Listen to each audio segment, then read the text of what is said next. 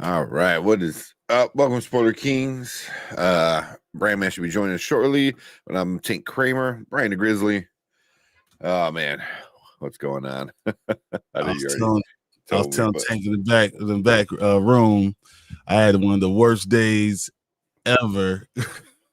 So I'm at the gym, and my phone decides to stop working. The SIM card stops working. The screen, the touch screen just stops working. Everything. I didn't drop it. I didn't do anything. It just stopped working.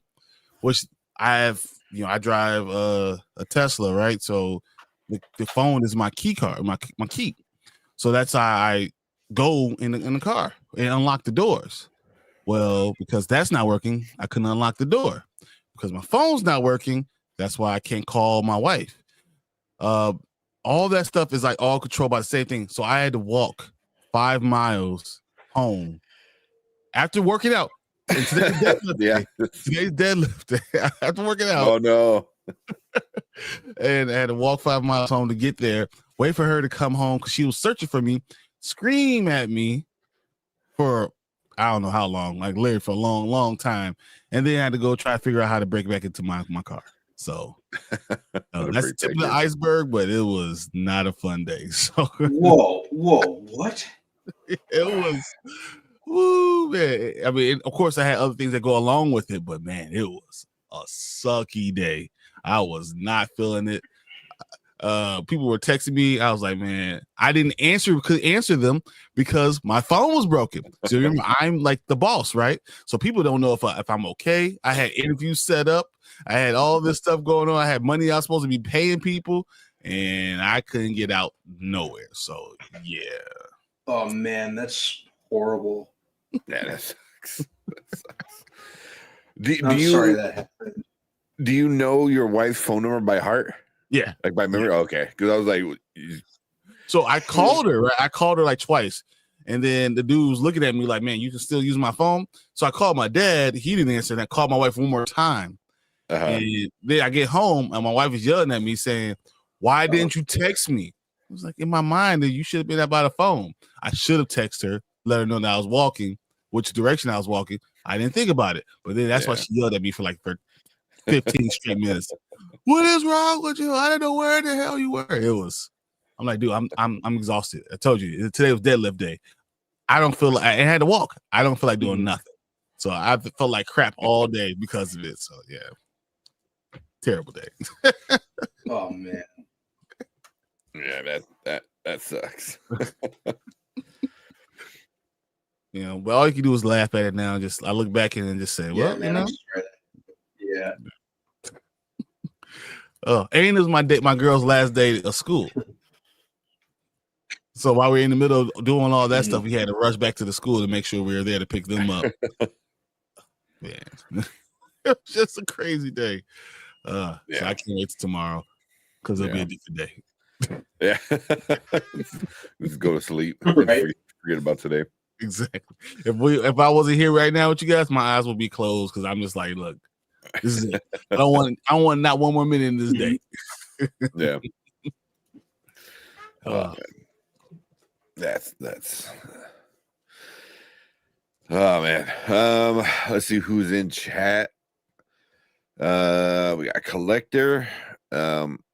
Won't be able to watch everything, but I gotta watch some of the live stream tonight. We appreciate you coming in. Appreciate you always, Collector. You know how we feel about you. Come on, man. You awesome. We got Fernando saying, "What's up, fellas?" What's up, Fernando and Maria? What's up, Maria? And then Collector said he's buying 3 movie tickets: Ballerina, F1, and Jurassic World. Nice. I have my Ballerina and I have my Jurassic World. So I don't like stock racing at all. Nothing. None. I'm the one person that didn't like Ford versus Ferrari. I didn't care. You didn't like it? Oh, I love Ford versus Ferrari. Don't care at all about it. Not even a little bit. Nothing. Doesn't pique my interest at all. I'm going to watch F1 on the first day. It looks good. It looks really good. And the Joseph Kosinski, who did freaking like Top Gun Maverick and Tron Legacy, and Top Gun Maverick, the way the jet and dogfight scenes were shot was enough for me. And I'm not like a big F1 or racing fan either, but the trailers have really sold me on it. Yeah, and Damson Idris is interesting. I'm happy Brad Pitt's getting another chance, in Hollywood, and then I just blackballing him. So all those are reasons why I'm going to check it out, and it just looks amazing to me. And funny because once again, I'm a guy who doesn't think racing. We all I don't care about that, but no, this movie seems amazing. Even though in my mind I know how taxing it is on the body, I just don't care. I'm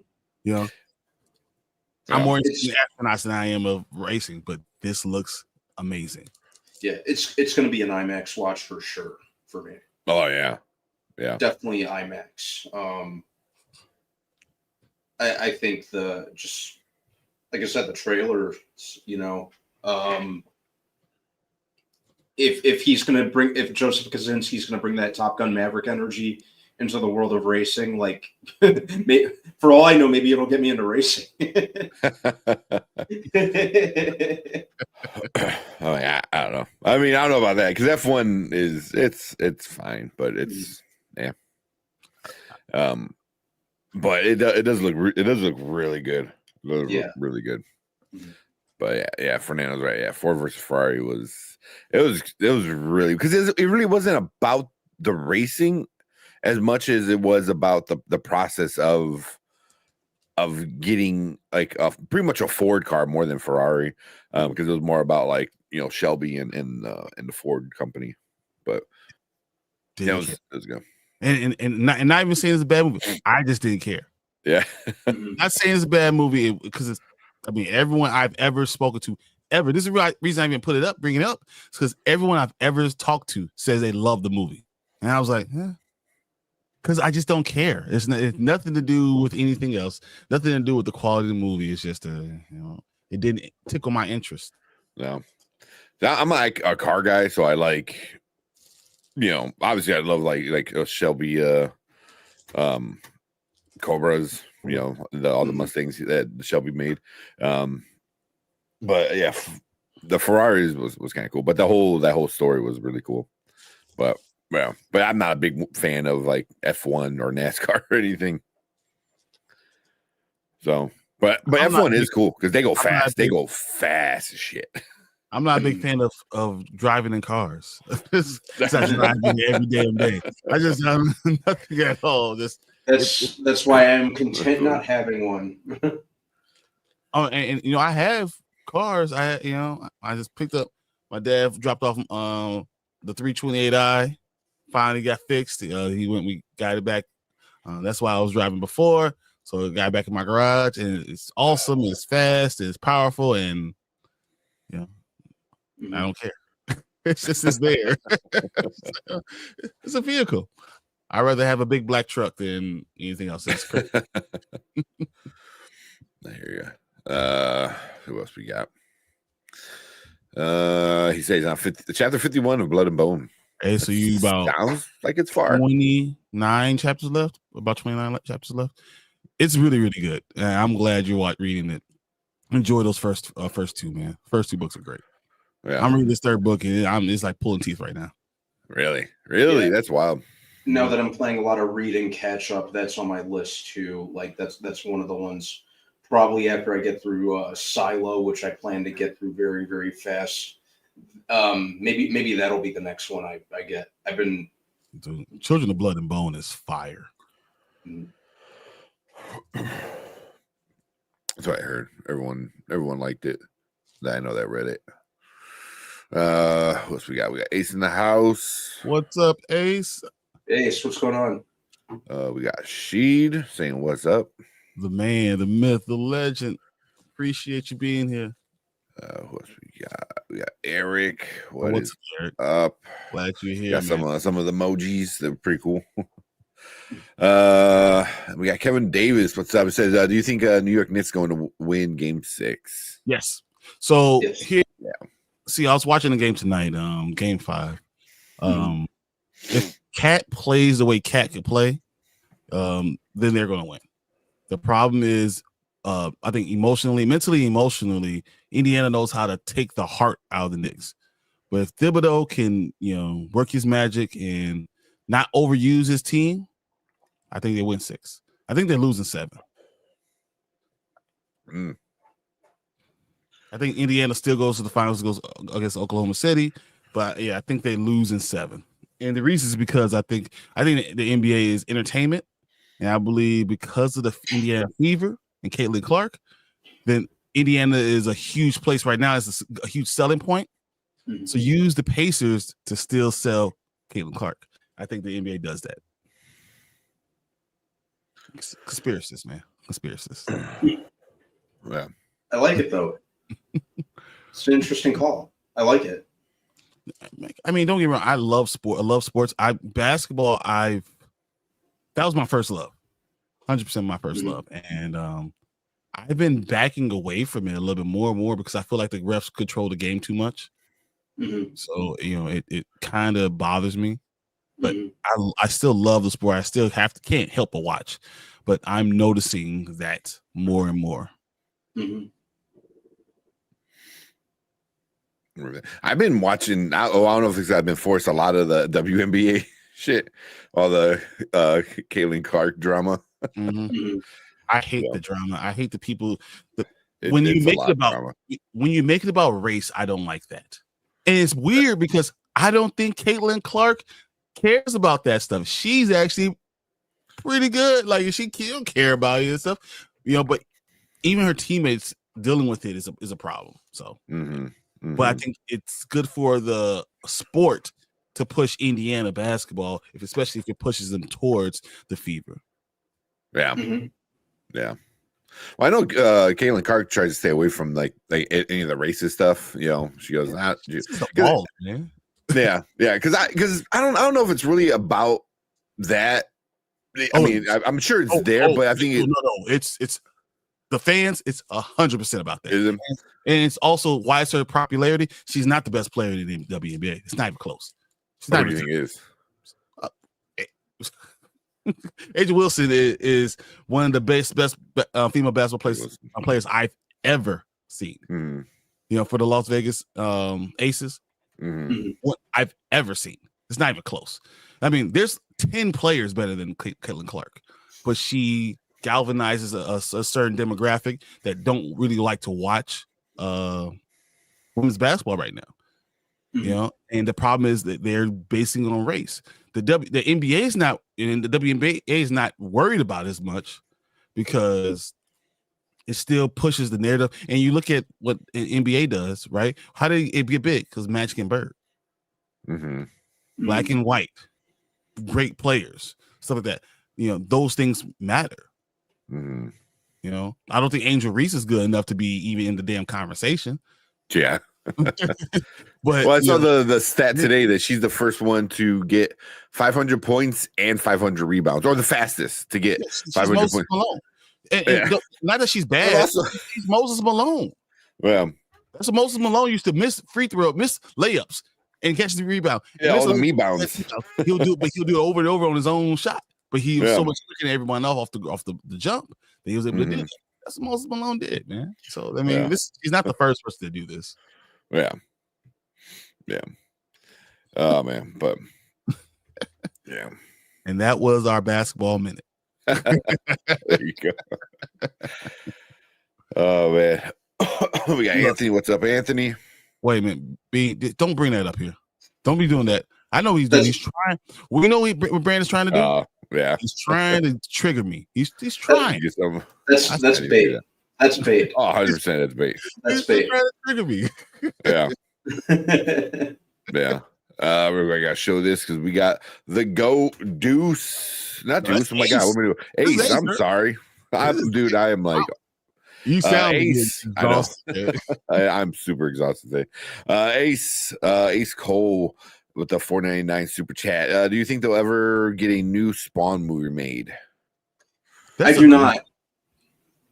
I'm starting. It is a really good question. I'm starting to feel like it will never see the light of day. This is the movie equivalent of Dr. Dre's Detox album. Talking a big game about it. It's just never going to see the light of day. They've been trying and trying and trying. Heck, I think Todd McFarlane's been trying to get this movie made ever since the late 90s, not too shortly after the first movie came out. Yeah. Do I want the movie to happen? Absolutely, because as a Spawn fan, I was kind of let down by the original. It had its moments, and it's a guilty pleasure watch, but you could do much, much better when it comes to Spawn. I'd love an R-rated, like grim as hell Spawn with Sam and Twitch in there, and just Spawn doing like really dark anti-heroic stuff. I love it. I think it has the potential to be amazing, but I don't know if the powers that be are just preventing this movie from happening. But I don't think it's ever going to happen. Yeah. I think it's because of Todd McFarlane. I think he needs to say hey, who wants to make a movie, but then kind of stay away from it. Because from what I understand is like, who wants to make my movie? So a lot of people are like, yeah, I'm good. Yeah. And as much as I absolutely love Jamie Foxx, I want to see him as Spawn. I'm sorry. I love the guy. I absolutely love Jamie Foxx. Do not want to see him play Al Simmons. I have a little trouble picturing that, and that's not at all a knock on him. Just don't want to see him in that role. Yeah.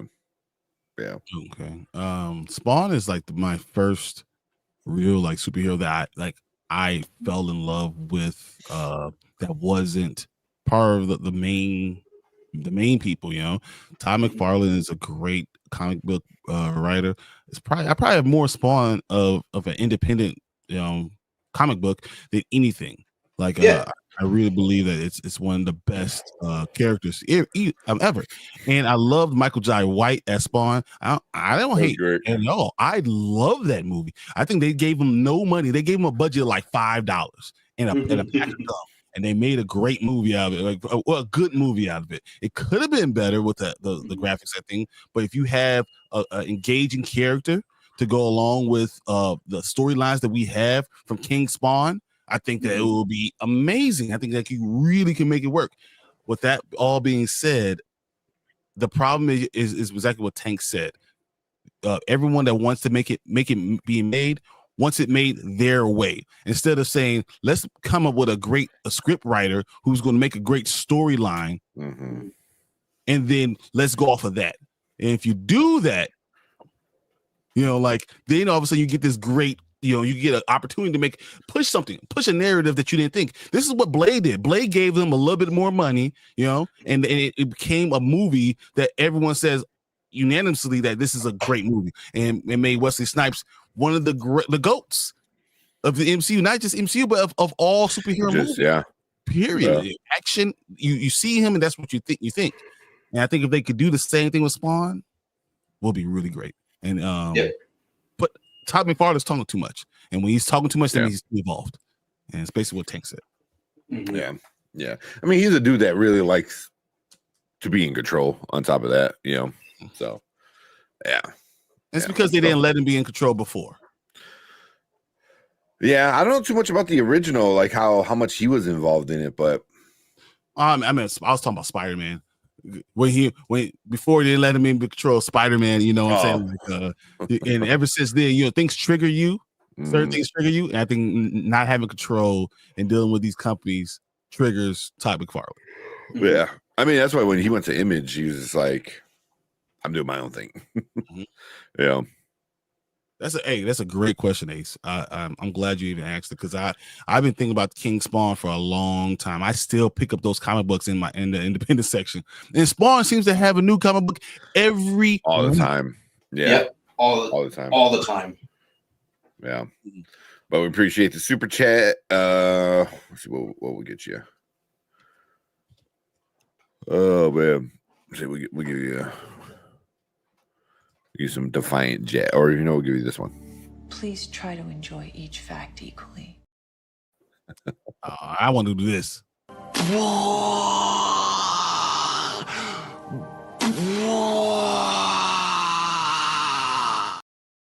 I just love that one. That has nothing to do with anything else. Just use it for so much. Oh, I love it. Yeah. I'm gonna try to get caught up real quick, and obviously, Brandon Davis, B's in the house. Yeah, what's up, B? Because he was trying to trigger us. Trigger me. He's like, oh, I know we're gonna do it. You see all these stuff that's coming out about T'Challa. I'm just gonna try to push him. We're gonna have a variant. Look, I've been talking about this for 3 months. None of that bothers me anymore. I've been talking about the variant for 3 months. We know I don't want TJ. So give me, if it's a variant, it is a variant, whatever. At that point, it's about the story, it's about the family, it's about the legacy, it's about all those things that make me hate what they do with TJ. So like, it is what it is. You know, until I know more about it, I'm not even going to worry about it. Yeah. Yeah. Well, yeah, once we get whatever happens on screen, then man, that's gonna be the day. That's gonna be the day. Was it next year? No, honestly, I think what's going to be is we're going to get to San Diego Comic-Con and they're going to talk about this, especially after they just canceled the Black Panther video game, which is a huge thing, huge news that they just canceled it. Well, is it as much as they canceled it, or the studio went under? The video game studio went under, so there's just like there's no one to make it anymore, right? Yeah, I think it went under, but I didn't know if it went under because it's trying to make this movie or what it was. I mean, game because it costs so much money, right? Yeah, but I have to either I watch a Chillmonger video about it or look more into it. But yeah, so then we got Sully. What's up, Sully? He said, did we watch the Dangerous Animals trailer yet? Yeah, we watched it. Was it the last stream? Was that Monday? No, on Saturday, I think we watched it. Saturday, we watched it. That I mean, that looks like a good one. So that looks like a pretty fun one with the sharks. Yeah. Yeah. Well, like, check that out when it comes back. And then so even about the game, what was really interesting about the game was, so this is part of EA Sports still, right? So EA games, whatever. But they're still developing other Marvel games. So you can't just say that the company went under. EA was still the parent company, and they're still it's a restructuring, right? And they canceled the game even though they're still going on with a lot more Marvel games. Iron Man is still gonna have is still in production and working through. There's another unannounced one, so I don't know what it is, but for people that like me that think that people don't really want to push the Black Panther narrative or open up another can of problems, I think it's conspiracy. You're getting rid of it because Marvel still doesn't want to talk about it, and there's still a loud movement of people that either want to recast or don't want to recast. Yeah. So. Yeah, because so I looked it up. So like EA, they own so much, man. So it's Cliffhanger Games, which was making it, which they're under the EA. So, but EA is the one that announced that they're closing that studio part. It's a restructuring of the company. Yeah. Give me 1 sec. I'll be right back. All right. Yeah, but yeah, EA they own so much. And that's the thing. If they're restructuring, why would they do that? And then why are they still continuously going to do Iron Man then? What is it then? So as much as you can say it's one thing, the evidence says it's another. Yeah. Well, see, and then they have to be in talks with Marvel. You just don't like, oh, hey, we're getting rid of the studio. Like they're like, I'm sure Marvel, if they really wanted it, Marvel would be like, okay, well, who's doing it now? I'm pretty sure Marvel said, "Oh no, what will we ever do?" Like, there's a game being made. It's completely forgot. Yeah. Oh man. So they said, when is the gang watching Bring Her Back? It's messed up. You already got to see it. That's awesome. I want to see it. I'm more excited about that this weekend than anything else. Because that looks, for me, that looks really good. I know you and B were talking about that earlier. Yeah. I don't know if it was yesterday. It was yesterday. Yesterday. Oh, excuse me. I'm so tired. But yeah, that looks really good. Also, I like It's by the same people who did Talk to Me, and I really like that one. It wasn't the scariest movie ever, but it was like a solid scary horror film.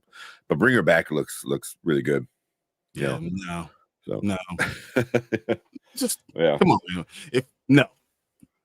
It just is not happening. I'll talk about it. Y'all can go do it. You know what? I think I've been traumatized. Right? I don't care if it's Resident Evil or if it's Eminem guy or maybe it's just the black guys never make it all the way through the movie. I don't know. It's one of those things that trigger me all, and no, I'm just not gonna do it. Mm-hmm. Life is scary enough. Well, speaking of, I watched Final Destination Bloodlines. Yeah, man, bro, it was laughing in a good way, but also like, yeah, holy shit, man, good ending too. Like, it was so great. I was like, oh my god, I can't believe they just did this. Yeah, that was a fun watch. That was a fun watch for sure. You're like, oh, it ended this way. Wrong. It surely did not. Yeah, so much fun. Yeah, like even the I don't want to spoil it, but the trailers don't tell you the full story. 100% no. At least the main trailer that we all saw. But yeah, it was good. It was good, man. It was good. I had a really fun time watching it. So yeah, hopefully maybe we can review it tonight. Well, since I hijacked all that comments, so we got like 30 comments that we gotta get through. Let's go ahead. We gotta skip a little bit because we're still talking. Some people talking about the sports. Like Kevin's saying, like WNBA bring in huge viewership for Disney Plus. Yeah, it is. Or for Disney ESPN. And they're putting their games on ESPN, and a lot of people are bidding for control of even the radio product. This is a huge thing. Yeah.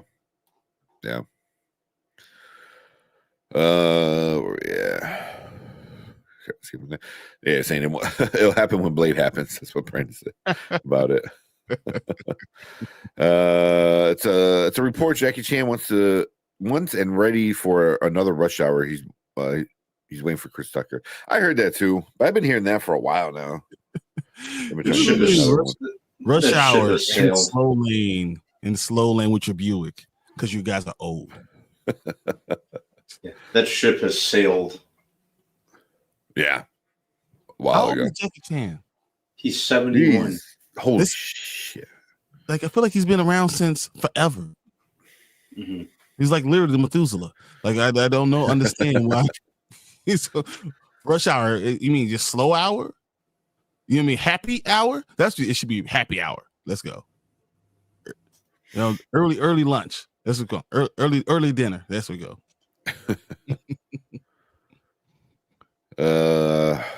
We got Mama Bear in the house. What's up? I saw you. That's why we started. I saw you in there. First time. Mama Bear. We got Anzo coming in. What's up, Anzo? I know. I was talking to him about how tired I was too. We got Tony. Tony said Mike Flanagan directing a Spawn movie would be interesting. That would be pretty good. That'd be interesting. I'll be cool with that. I'd be good with him doing that. Doesn't that mean Todd McFarlane has to take a step back? Would you be happy with a Blumhouse type of Spawn? Oh yeah, that'd be awesome. Yeah. But Mike Flanagan, he's pretty good at telling like a story in his scary movies. So I don't think he's made any horror or scary stuff that I've disliked. Loved Oculus. I loved Dr. Sleep. I love everything he's done on Netflix. Oh, they have the same Netflix stuff. Yeah. The guy understands how to handle horror. So yeah, I'd be absolutely down with him. Especially if he takes that horror approach to Spawn. Yeah. So like a borderline horror comic book, Yeah. Like horror action. Yeah, it suits it. Yeah, 100%. I'm down with that. But McFarlane would need to kind of step back a little bit, and I don't know if that's going to happen. And let him have his. needs to almost be rated NR, not R. Like I mean, it needs to be rated like this is almost not even R rated. Super. Yeah, it really needs to push the envelope. Yeah, even Ace saying that would be a good movie.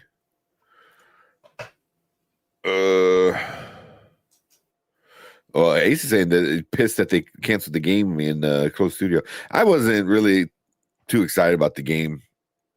They were going back in time and Which one? Yeah, the Black Panther game. Black Panther, the idea that you're really trying to push the narrative that this is a mantle.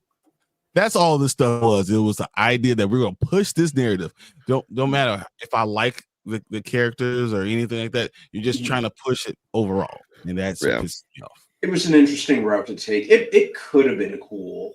Like if you see like different generations of Panthers, like that could have been cool.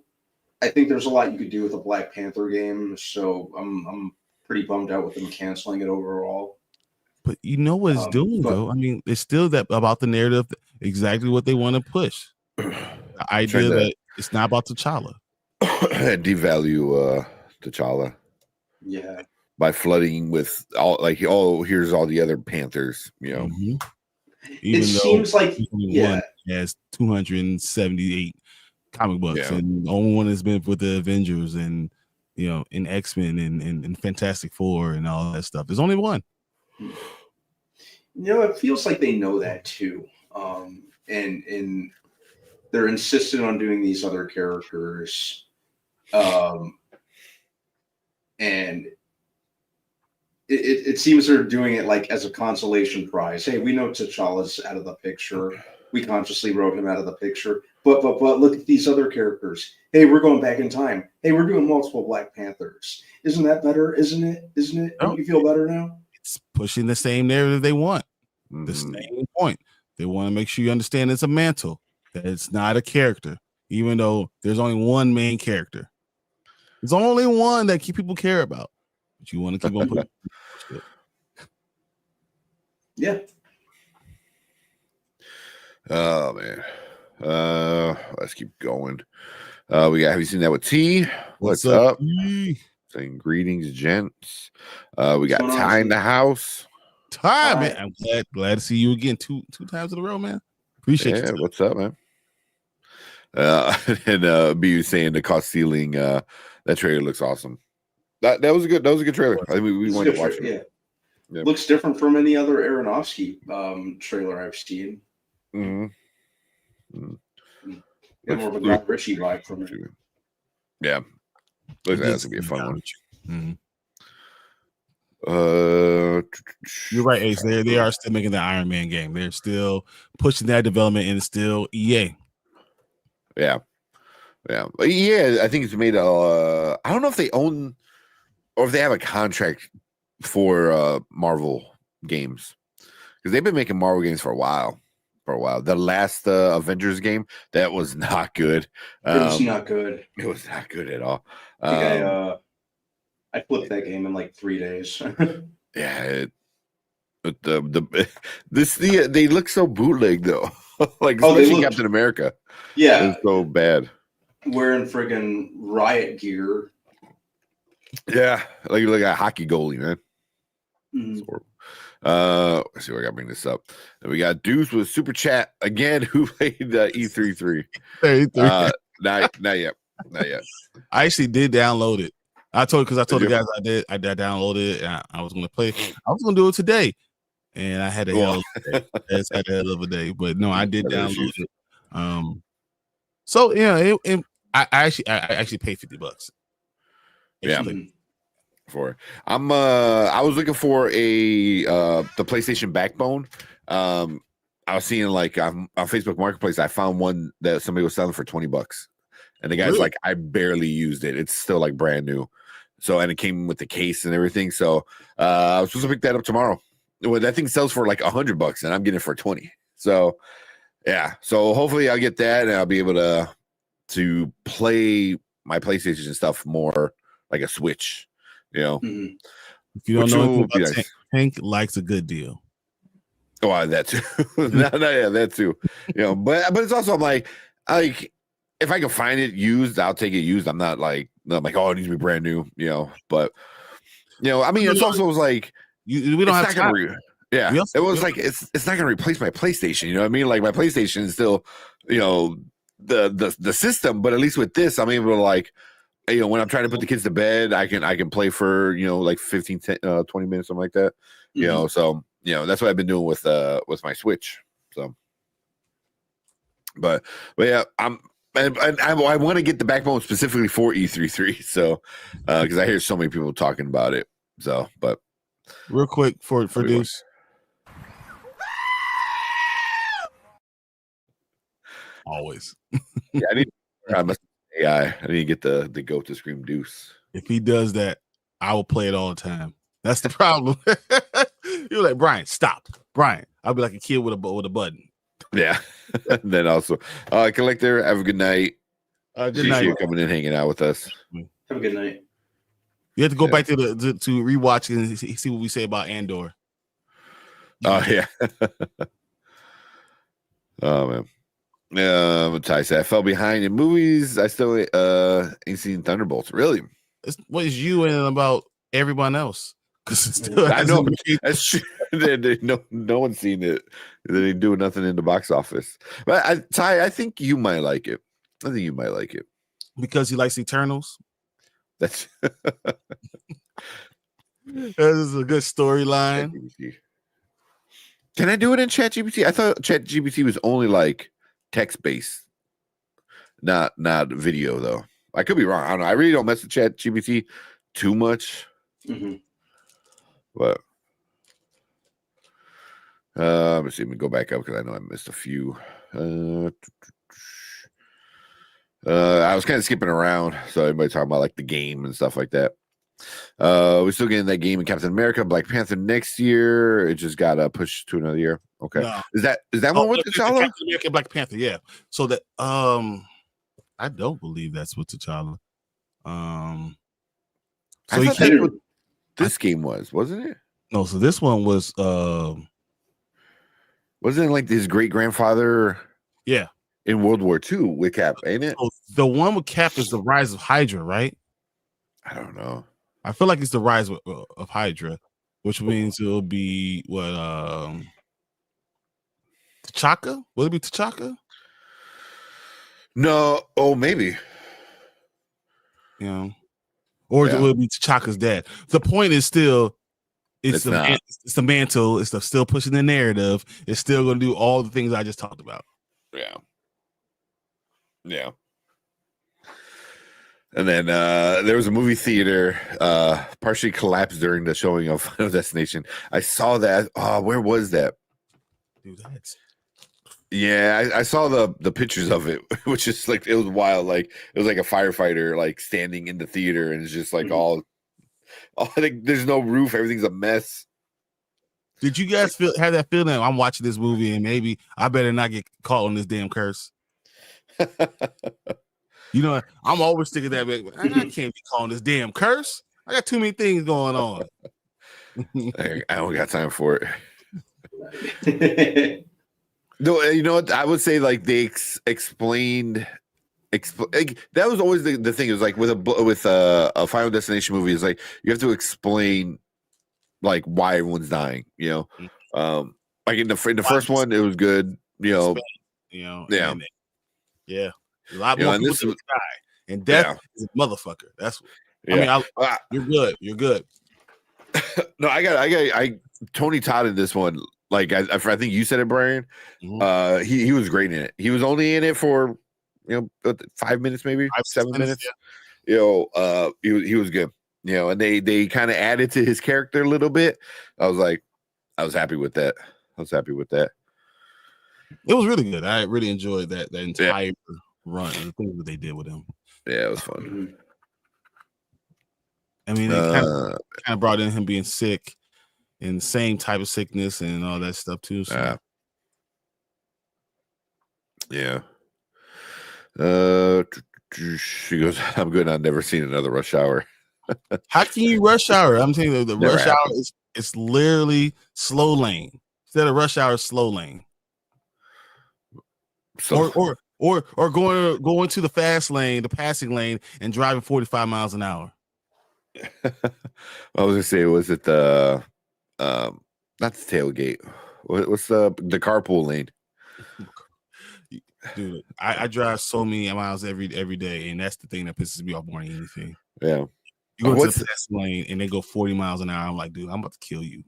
what? Oh, isn't they called like senior Sundays or something like that? Because like everyone's going to church or something like that. So what's it called? Not Sunday. Sunday. It's called Sunday drivers, right? Sunday, there you go. Sunday drivers. Yeah. Let's call it that. It's like, dude. Yeah.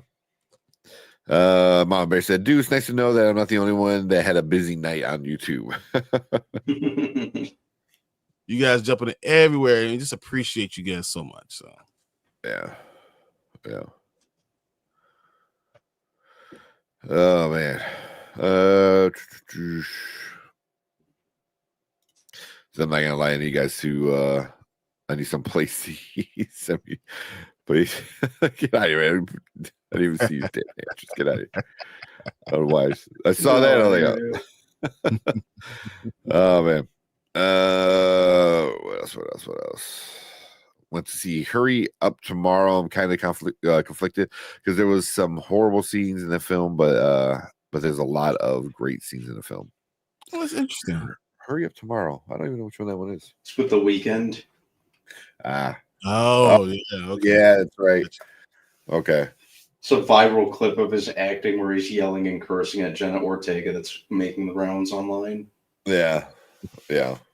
It's incredible. Yeah.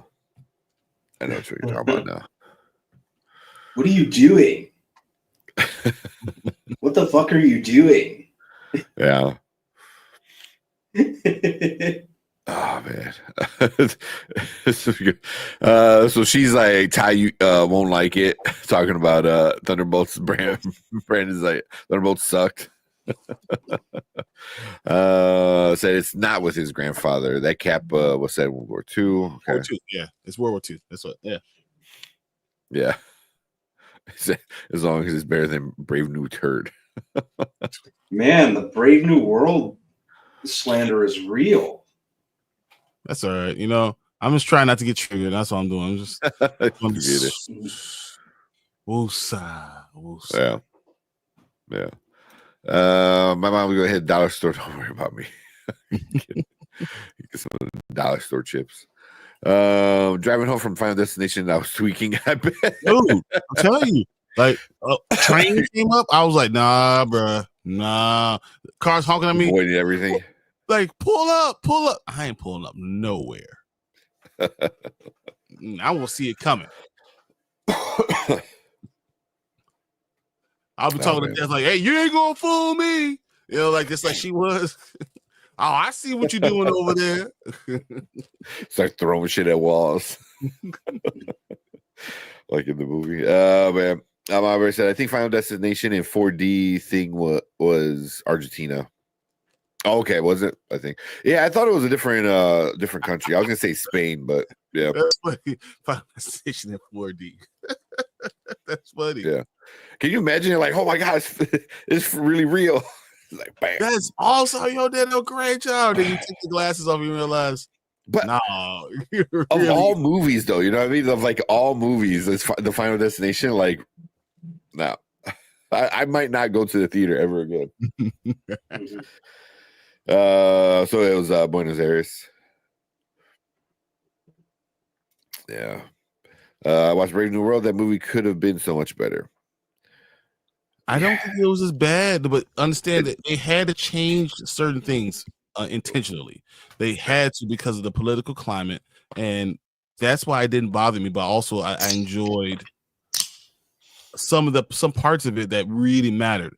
For Brave New World, I thought that what Sam said, and the fact that he was at even bringing on the new Falcon, getting him to build a buy-in, and he said, "You are my Captain America because I saw you, and you're like me. You let me know I could be a superhero." So like I feel like those feelings were really, really good. The problem was that they're trying to fit a lot of other characters in because they could have used the original storyline. That's very similar to what happened with Falcon and the Winter Soldier, and Captain America and the Winter Soldier, how you want to call it, because they had a global pandemic that was the main storyline that they had to change. So they couldn't put that anymore. So that's a huge thing in itself, right?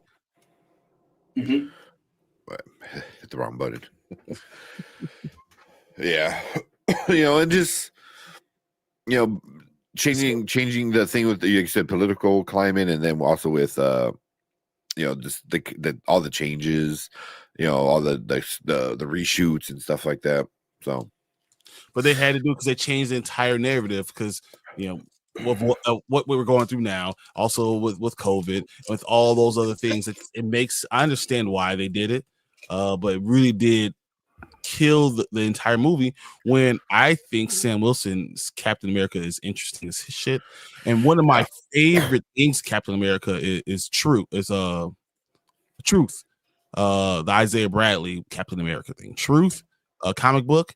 You got a chance to watch it. That's why I did a little snippet with Chill on his channel, talking about Truth, and it was a lot of fun, man. And that's a really, really interesting comic book that if you understand the Tuskegee experiments, or you like the movie Miss Evans Boys or things like that, you will love that comic book in the entire, I think it's 6 to 8 miniseries.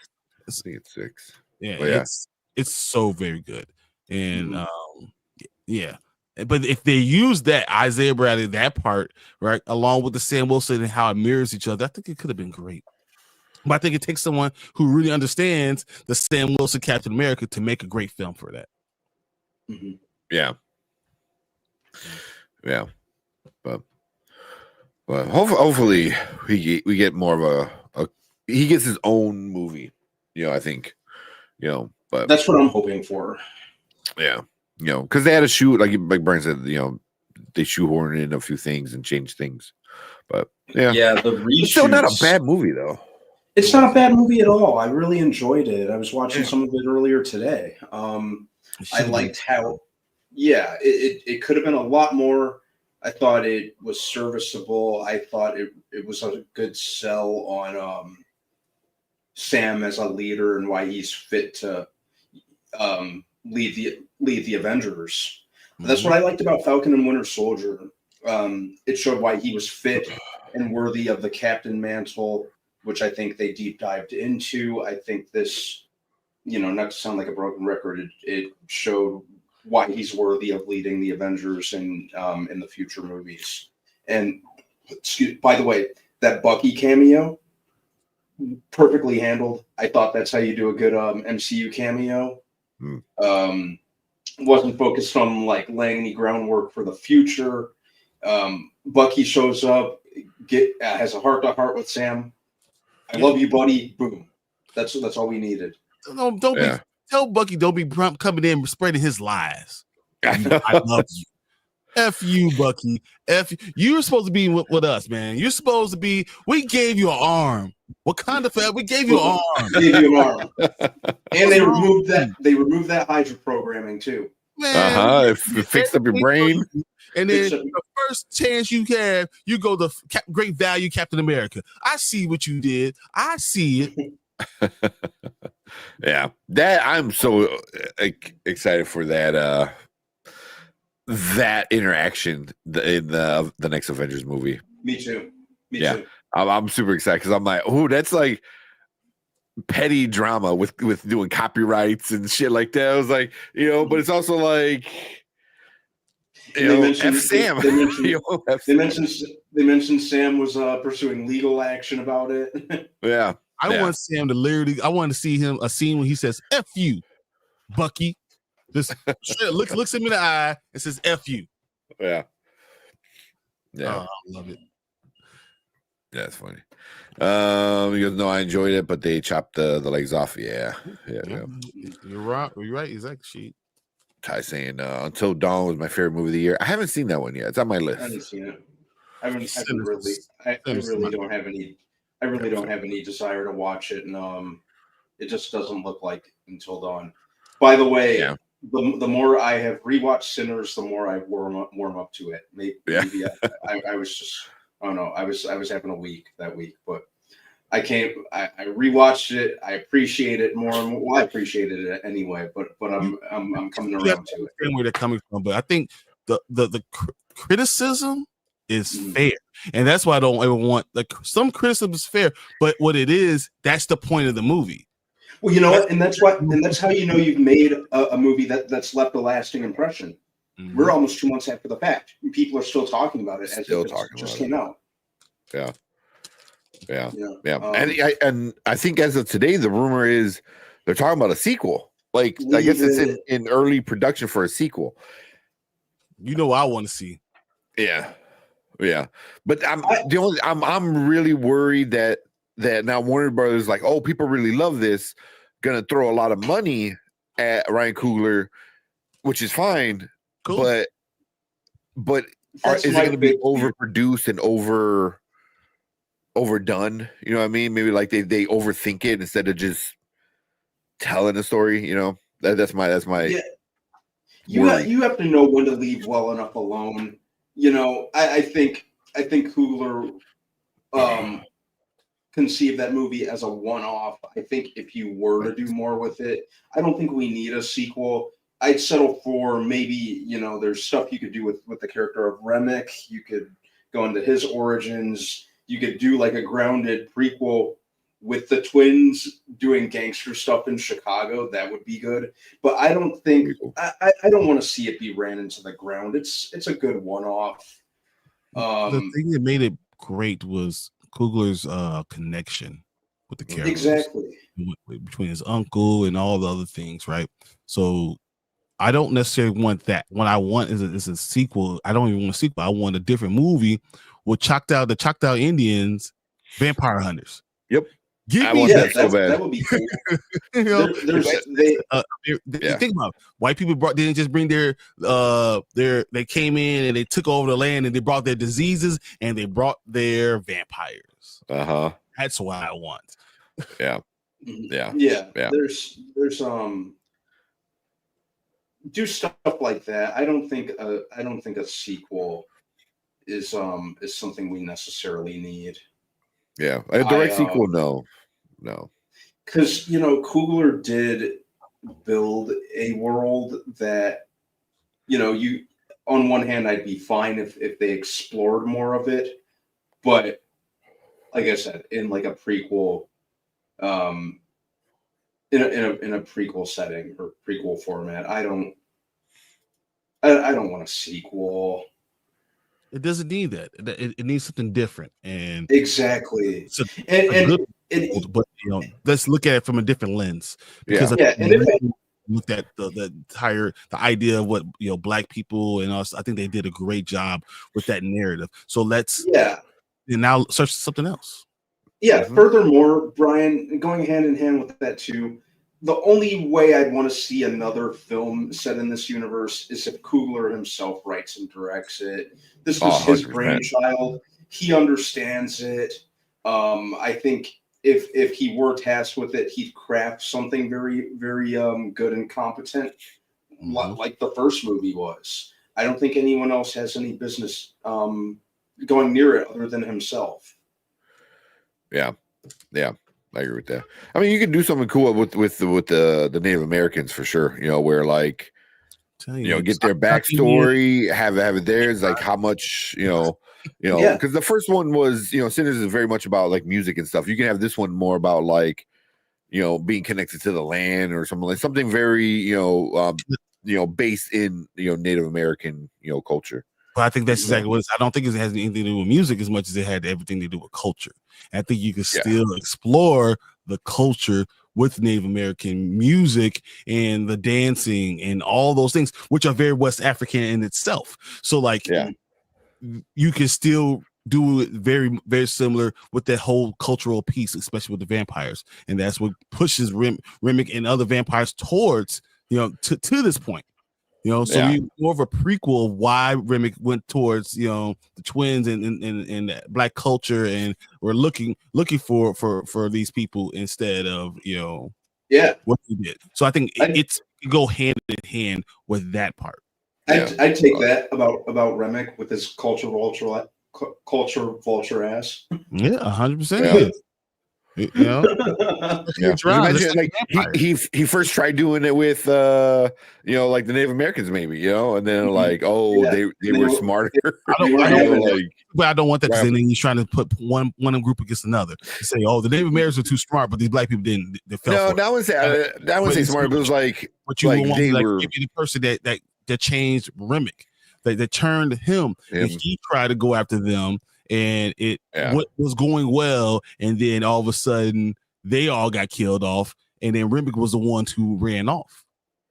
And then he did the same thing. He tried to do it with black people and did it, and then he almost got there, and once again all got killed off, and then 2 other people kind of ran off and did their own thing. They survived. And play it that way, Yeah, something like that. I like that. Let's see. A few more, and then we're gonna get into our reviews. Let's see. I saw Drew down here. What's up, Drew?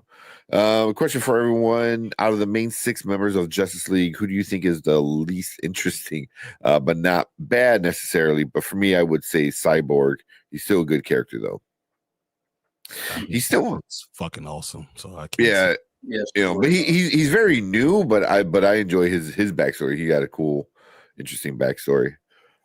I very much prefer him over Green Arrow. Over Green Arrow. So that's what I'm saying. You're saying original? You talking about movie or comic book? Yeah, because Cyborg's a new, but he replaces Green Arrow. But just either or, Cyborg or Green Arrow, we can keep them both. Martian Manhunter. Yeah, I was exactly what I was gonna say. I was like, you never dive deep into him, so it's really hard. Yeah, you could go Green Arrow, Zatanna, you could go Captain Atom, Vixen. Who's the other one? They're not the main, out of the main ones. Because Batman, Superman, and Wonder Woman. Mm-hmm. They're awesome. They're the ones that that are gonna drive the universe. I always think Green Lantern, Flash, Aquaman, and then Martian Manhunter are usually the ones I think. Martian Manhunter. Yeah, it's usually Martian Manhunter and Green Arrow that I was like, I really don't care. Martian Manhunter he's just so OP. Exactly. He doesn't need to be there. He doesn't need you. Well, except for fire. I was like, it's like the worst.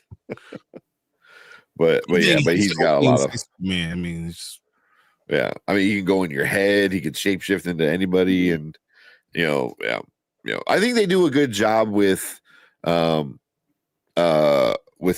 his niece or whatever she is in Young Justice. Mm-hmm.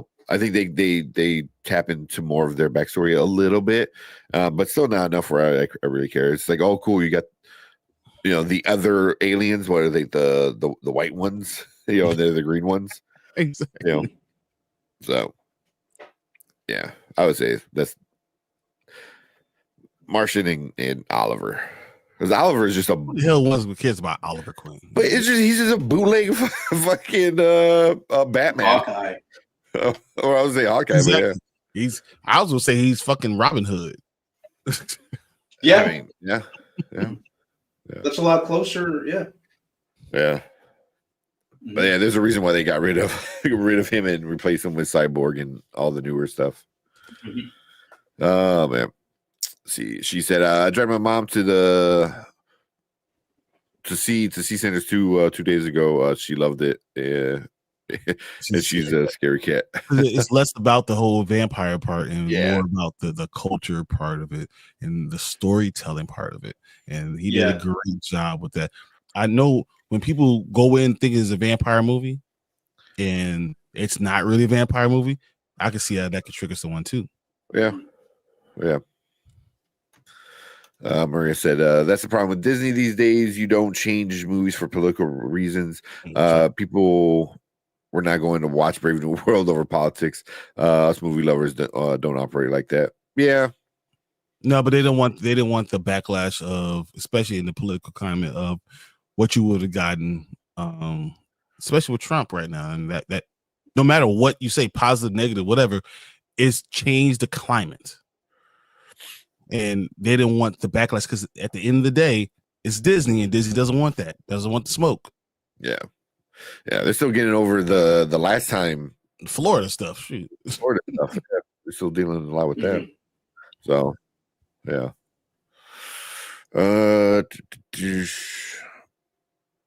Yeah, the sequel with the Native Americans. Yeah. I like that. Disney also ruined live action Snow White. They made a bunch of changes over political. Yeah. Dude, every time I think about a Snow White, I think about the $10 shot night that me and Anzo had. So, Rabini Kung, who came in and dropped up about $210, and that's a lot of shots. Yeah, so, that's so much. Don't think that we're going to do that anytime soon, guys. Just letting you know. Yeah, that's almost like a yearly kind of thing at best.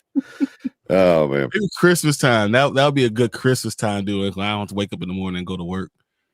Yeah. Hey, Mom Bear said Martian Manhunter is underrated. Oh yeah, he's so. What Brandon just said, he's so OP, right? You know. Yeah. If you're more powerful than Martian Manhunter, then you are a problem. You know, Dr. Manhattan, you know, Superman, even though he has kryptonite. So I mean, like really, if you're more powerful than him, then you're a problem overall. Yeah. Yep. Yeah. Well, here's Fernando's because he didn't finish it last time. But he said Disney ruined the live action Snow White because they made all these changes over political BS. Just stay in your lane, Disney, and just make a good movie. Stop playing politics. Well, I mean, the Sam Wilson part is political. The entire idea of a black Captain America is political. Yeah. That's just what it is. But, I mean, even the Snow White, it wasn't too political as in like that. I think what they were trying to do with the newer like girl power kind of thing, you know, which is just fine, you know, but yeah, but I think it upset a lot of people with the whole Peter Dinklage thing. You know, I saw an interview today. The guy who, and it's super offensive, but he's in WWE. He plays the little leprechaun dude. Hogswoggle, Hornswoggle, yeah, Dylan, something like that. Possible, how his last name? Yeah. I was watching an interview with him today, and he was just like, F Peter Dinklage, like he effed over like the little people community like so hard, you know, like he was like legit pissed off, like legit pissed off. Taking jobs away. Yeah, stealing jobs. Like, what are you doing? Yeah, you know. So he was pissed because he was saying something else. So he's like, "Oh, that Game of Thrones, you know, you made your money around. You made your money, you know, with you know playing a short person or a little person from you know the books and stuff like that." So yeah. So I was like, "Damn," like because he was like legit mad. Dinklage made a dink move. Yeah. Dink move. Major dink move, bro.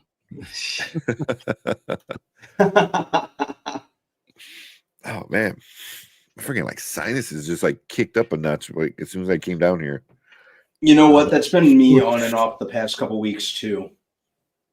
I think today was a really bad day for that. Yeah, but don't need to in my basement. I need I want to make one of those like homemade filters, you know, with a box fan. Yep.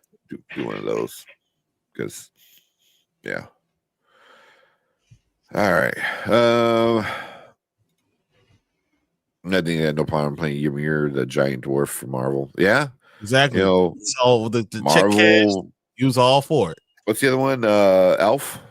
Eitri. Yep. Yeah. Oh yeah. Was it Eitri? Yeah. Or was it? Yeah, something like that. But yeah. It sucks. But oh, excuse me. Was Dinklage in the one with Matthew McConaughey? Was that Tiptoes? He sure did have. Tiptoes? Yeah, he had a bit. Oh, that was it. Okay, I was like, what the hell is Yeah. that called? Yeah. He sure was in it.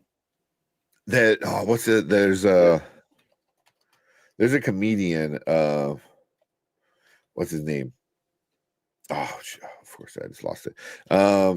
He was on a podcast. Whose podcast? I forgot whose podcast. He's super. Brad Williams, super fucking funny guy, man. He's super funny. And he, I know what you're talking about. Yeah. And he was talking about that Gary Oldman, amazing actor, one of the best, did one of the most, if not the most offensive, like little person like movie. You know, it was like they literally had him stand on his knees with shoes on his knees, you know, and then tied his arms, like his elbows behind him to give him like the shorter arms, but it just looked more weird than anything, you know. So it's like one of the greatest actors, and then you're just like, and then he did that. That's awful. Yeah, it's crazy. Yeah, it's crazy. All right, what we got going on today? Oh, you want, since we're talking about other stuff? Yeah, Tiptoes. We should do a watch party for that, man. I'd be down for that. Do a watch party for that, because that would be that's such a wild movie, man. That's such a wild movie. Yeah, somebody actually signed off on that. And agreed to it was with the troll. It was with I don't know, Necro Goblicon. I don't know if you never looked that up. It's fucking wild. He's a singer, but he also does a podcast. And he's in full goblin makeup. Like, it's crazy. But yeah, he was there. That's what it was. Oh yeah, the Tiptoes one will be a wild watch. Oh man. All right. So we got the Harry Potter stuff, and we got the Nicole Kidman rumors. What you guys want to talk about first? Yeah, I'm talking about that first. Whichever one you guys. You want? I don't care. We talk Thor. I don't care. We talk. Let's do Harry Potter. Yeah. You want to do Harry Potter? Yeah, we'll do Harry Potter and then Thor, because I feel like the Nicole Kidman is still too early, and everyone's just no one knows anything. They're just saying stuff. Yeah. Let me see if I can share a picture real quick. Crap. Show the new kids. Maria's got a good question though. Go ahead. You want to click it? Let me get this going. So Maria says, do you believe the rumors about Bryan Cranston playing Professor X? Oh, I read that today. It's been talking about for the last 10 days. Yeah, that's it. Okay. Yeah, I saw an article or video today about it. But it's because what they said for Magneto. It's the idea of the Magneto part. So there's a lot of things. So this is opening up a whole can of worms. Really, what you want to talk about? Who could play Magneto going forward in the MCU? Right. How old do you want to get? You know, are they really? You know, who you think should be that person? I don't know. I mean, we've already talked about it. I mean, who they said. You don't remember that? Well, who's the great actor they said talked about that they're actually in talks. It's actually been talks. Daniel Day-Lewis. Daniel Day-Lewis has actually been in talks about doing Magneto, and that everyone thinks that they're not going to be able to get him, and a lot of people are really saying that this is possible. And if you get Daniel Day-Lewis, Bryan Cranston actually could work. I mean, if you get Daniel Day-Lewis, you can kind of get anybody to come in. It's like, hey, do you want to play opposite to Daniel Day-Lewis? It's like everyone would jump at that, like be in an MCU movie that will make a buttload of money, and you get to work opposite of one of the best actors of all time. Like, yes. Yeah. Do you think Bryan Cranston fits Professor X though? That's where my problem comes. That's the thing. I don't think he's a good enough actor. He's a good enough actor. What? He just he just doesn't have that kind of like surface level friendly, approachable nature that I kind of associate with Professor X. I don't know. I think he's got the wrong look. And yeah, I can't see this Charles. Think about he shaved his head, all that, he can do it in the wheelchair. I just don't know if he could have that monotone feel to him. You know what I'm saying? Where Professor X, very soothing, very monotone, because he's very out there. He's action packed, very in your face and a lot of the stuff, and maybe that's because we saw Breaking Bad for so many years, right? So this is what you feel that when you see him, this is what you're thinking you're going to get, and I don't see that kind of personality working as Professor X. Now he's an actor, so he could change that, but that's my initial feeling and thought is because of how I saw him as that, and I don't know if that actually works for Professor X. He's more a Magneto type of personality, and I need a more subdued person. But even Bryan Cranston though, like, because like watching like Breaking Bad, you're like, oh, this guy's super evil. But then you remember him in Malcolm in the Middle, where he's just like, I was thinking about Malcolm in the Middle for sure. Where it's like he's not very subdued though. He's still not. But it's like, I mean, granted, those are great roles that he did, and they're very opposite. But neither of them, or just him in general, doesn't give me that Professor X vibe. I was looking up some names right now. One in particular, like I can kind of, well, two actually. But the first one is Ralph Fiennes. Shave his head. I'm like, he's a little bit older, so he could pull it off. He's a great actor. I don't know if he would, I think he can have the have that regalness that Xavier has, while also being like, that asshole in the dark kind of thing. You're like, oh, he's the good guy, and then you're like, oh wait, no, you're not.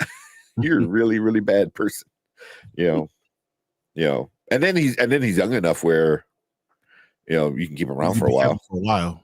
And then can you imagine like Daniel Day-Lewis and Ralph Fiennes playing like off each other? Like damn. like that's damn. That's crazy. Personality wise, for Professor X, I still think Giancarlo Esposito. I know I don't like the race baiting. I don't even want to open that part, but I want someone whose personality is more like Giancarlo. Like more, even when he's evil or when he's not, if wherever he is, he's still very subdued in his action, in his movement, in his acting. He's very, very monotone. I could threaten you and still look, interesting and look intelligent, and there's something very strange about me. I need someone to that aspect. Excuse me. Which brings me to another person I just saw on this list right now, Mark Strong. But he can't be everybody. Oh, I mean, when you think you give me Giancarlo, who was just in a Marvel movie, is in The Boys. Like, he was in Breaking Bad with Bryan Cranston. Like, that man is everywhere. I don't need it to be Giancarlo because I need someone with that. like that. But that's why I was like Mark Strong, because like he has that vibe of like of everything you said, where he can be very monotone and he comes off very serious. He has the look already. You know what I mean? Like, he's still, again, young enough to be in it for a while, but not old enough where you're like, because when Patrick Stewart first did it, he was, in that, at that kind of age where like, you're not old enough, but you're in that good stage. But now he keeps showing up and shit. You're like, yeah, damn, you're old, bro. That's Mark Strong. I thought was a good one too. Mark Strong works too much. You gotta find someone that's going to be around. Yeah, that's true. That's true. He has this one thing. Not that he can't do a character. He just works too much. Yeah, he's like, you have to give up. Work. Like, You have to give up like 10 years minimum, and be this one character. So that's why maybe you go with somebody a little bit newer, onto the scene at least. But it's hard because you need somebody newer but also older, and that's a little hard to do. No, so. I agree. That's the part. Someone who's I don't know, man. I just don't think Bryan Cranston is that guy. You sleep, B? Yeah, I'm awake. I'm just kind of like just very comfortable right now. I'm awake. Yeah, be rough to find. It's funny because you're saying like we have Dumbledore. We're gonna get into that Harry Potter casting. I think Mark Rylance would have been a great. He would have been perfect. He would have been good. He would have been so good. And I think he's a better Professor X than he is a Dumbledore. So like that's, but hey, you talking about age? He's 65. He could be around for 15, 20 years. Like he can do forever. That's the type of guy I think you can work with. So yeah.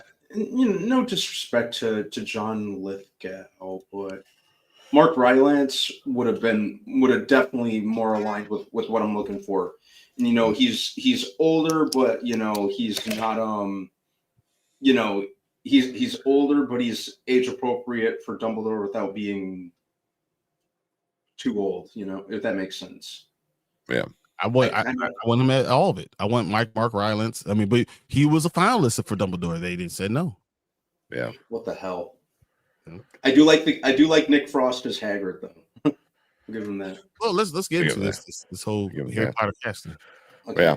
Yeah. But I don't know. Anybody, let us know what you guys think about who you want to be, or who you want to see play as Professor X. So, let's get into Harry Potter stuff real quick. We have our main cast right there. We have the new Harry Potter cast. You got the Ron, Harry, and Hermione. And once you know it, people are losing their shit. As they do. As they do. And I really don't get it. Like, he looks like Harry, that looks like Ron. Granted, she's not like a blonde or like she's not white hair. She's not white. But but she's like white passing enough, like no, she's not. I mean, she's not as white. She's white passing enough, No, she's not. But the first thing I saw her, and like she has that like that smile. I was like, with the like she looks like she's gonna be like really good at causing some shit. And I looked her up because everyone's talking about her, and I guess she was in Metaline,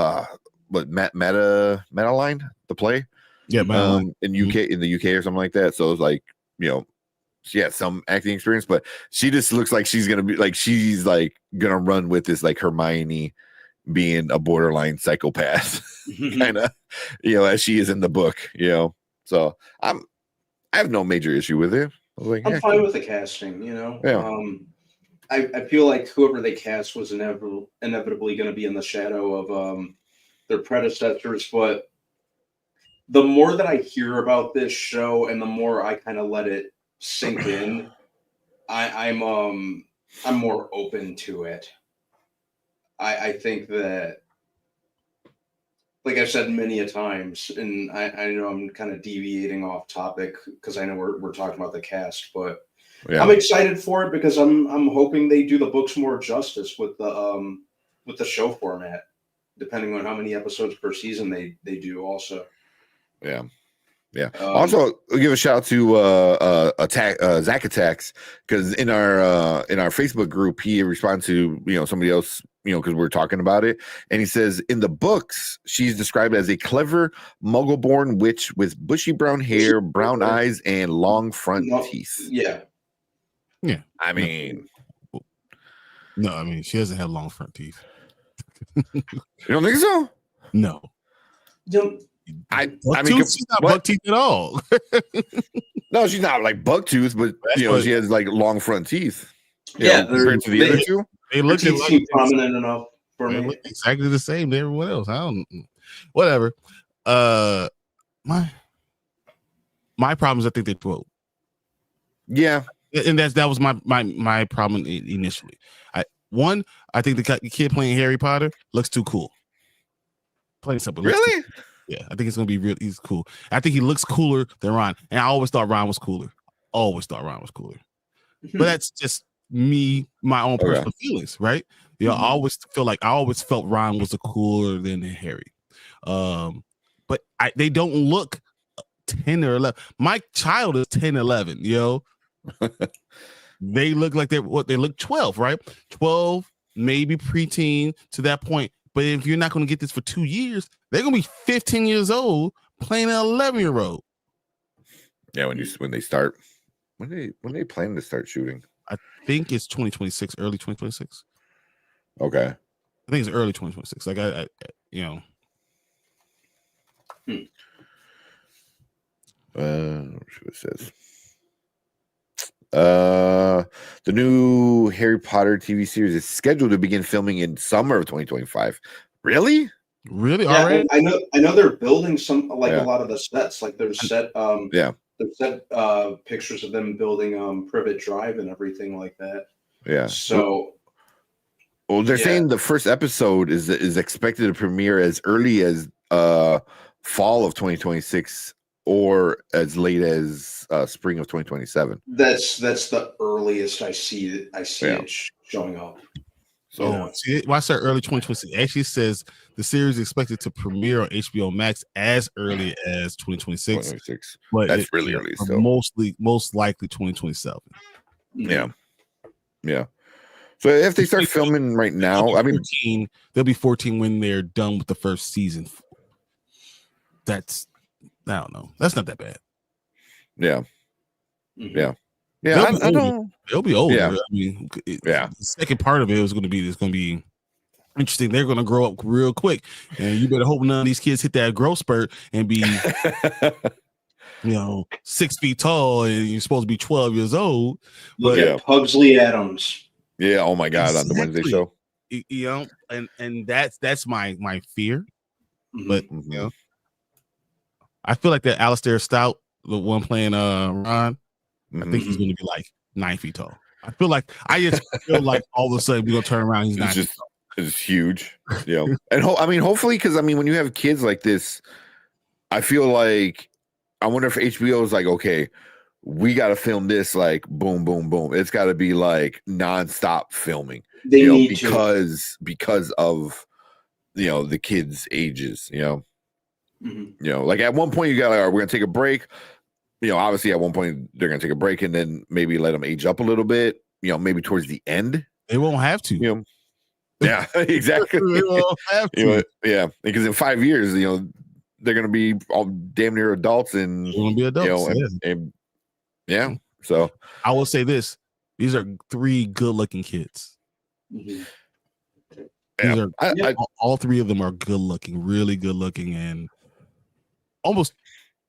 Really, like when you think about home, like boy next door girl, like when you think like this is a perfect picture of kids in like the picture frame. Yeah, like you buy on off the shelf. It's very true. I didn't think about that. I didn't place that. They are very good looking kids, and like that's wow. And there's a lot of growing pains that they go through. That's going to be interesting. Well, they have to do it, Yeah, but I'm not really like disappointed. Like the kid playing Harry, like I think once you give him the glasses, and give him a more messed up kind of bowl haircut kind of look, I'm like, he looks like an athlete to me. He looks like a quarterback. Well, but I'm down. Like. Is there anything you think that's a bad casting for them? I can't say any of this is bad. For these 3, I don't think so. Yeah, nothing about it is bad. Yeah. No, these 3 are absolutely fine. Yeah. I couldn't find their ages, but they like you said, Brian, they're probably like because the casting call was 9 to 11, and they look more 12-ish. They're probably 11. They're probably 12, going on 13. Yeah. Probably, but if they're starting to film like literally in a couple of months, then I think they can get away with it in the first movie, and then but they got to knock out those like first 2 or 3, quick. At least two. At least the first 2, like quick, like just back to back, like yeah. See what you guys in chat are saying. Let's see.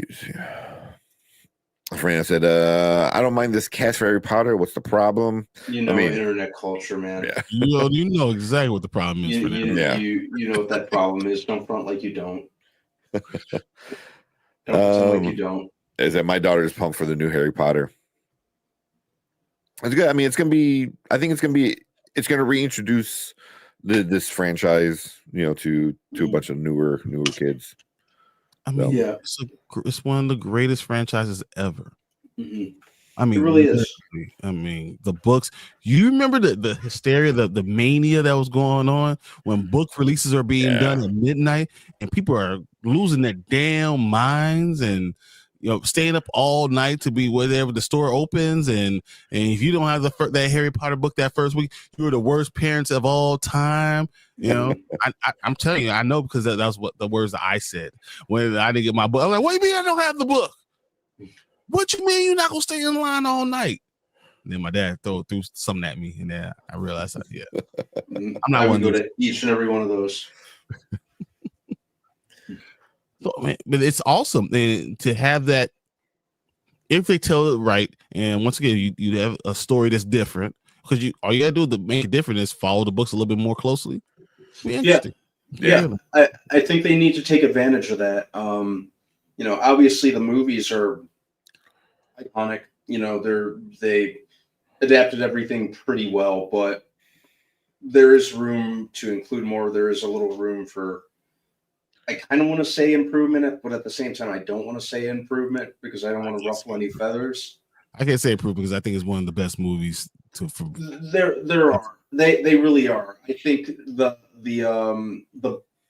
book reader in me does kind of want to see some more stuff included in from some of the books, especially in the case of Goblet of Fire, because I didn't like the movie at all. So I'm hoping they take advantage of the show format. Yeah, same. And then Maria said the original cast will always be a hard act to follow. Yeah. I know knocked Harry Potter out of the park with the casting. Everyone else, that was it. Everyone else just was okay. It worked, whatever you're gonna do. Mm-hmm. I think his casting, Daniel Radcliffe, was it. That was great casting, and then everyone else is kind of just whatever. And you make it work. Yeah. Mm-hmm. Yeah. But I mean, also I know Daniel Radcliffe said he's he wouldn't mind helping out the kids on set and stuff like that. I don't know, in one capacity. I think it was more as making sure nothing happens and stuff like that. But because coming from that world of being a child actor and learning so many things, being the biggest star in England ever, ever. I'm like, there's never been. Daniel Radcliffe was on the level of Michael Jordan in the Beatles. Yeah, that's what he was at 15. That's so he definitely knows that. So I know he said some 11 stuff, when he started. I think he was 11 when he was cast. Started. Because I think he was 11 and Ron was 12 and then Hermione was I think she was the youngest, right? She was the youngest, but she was either like 10 going on 11 or just turned 11 like or something 10, like 11, that. 12, whatever it was, 10, 11, 12, like right there. Yeah. Mm-hmm. Yeah. So I'm cool with it. So I'm interested. So we'll see. We'll see how it looks when we finally get like a trailer and something. I think that'll be the deciding factor for a lot of people, because then we'll get the vibe and the look that they're going with on the show. But yeah, I think that's exactly what I don't even care about the casting as much as I care about the feel. Yeah. I think that matters more than the casting, because these are going to be good kids. They're going to be great actors. I think they're going to work well. But if you don't feel like you're in Hogwarts, I mean, that's what I think Yes. they really did a great job with the movies. You felt like this was Hogwarts. You were real. there. You wanted to go visit that place. If they can do that with these kids, then it's going to be one of the greatest things ever. Mm-hmm. Mm-hmm. Yeah, I agree. Yep. Yeah. But yeah, that's our thoughts for this this new Harry Potter casting. As all of us being Harry Potter fans, we keep an eye on this. So once the show gets going, we're gonna talk about it more. But yeah, we want to hear from you guys though. Leave a comment down below. Let us know what you guys think about this the new casting of Harry, Hermione, and Ron. Leave a comment. And make sure you guys hit that like button, hit that subscribe button, come and join us every Monday and Thursday when we talk about movie news, other rumors, and other casting news, and all the nerdy fun stuff. But we appreciate everyone in our live chat. We want you guys to stick around because we're going to move on to our next topic for the night. All right. Hang on 1 second. Bear back. Yeah.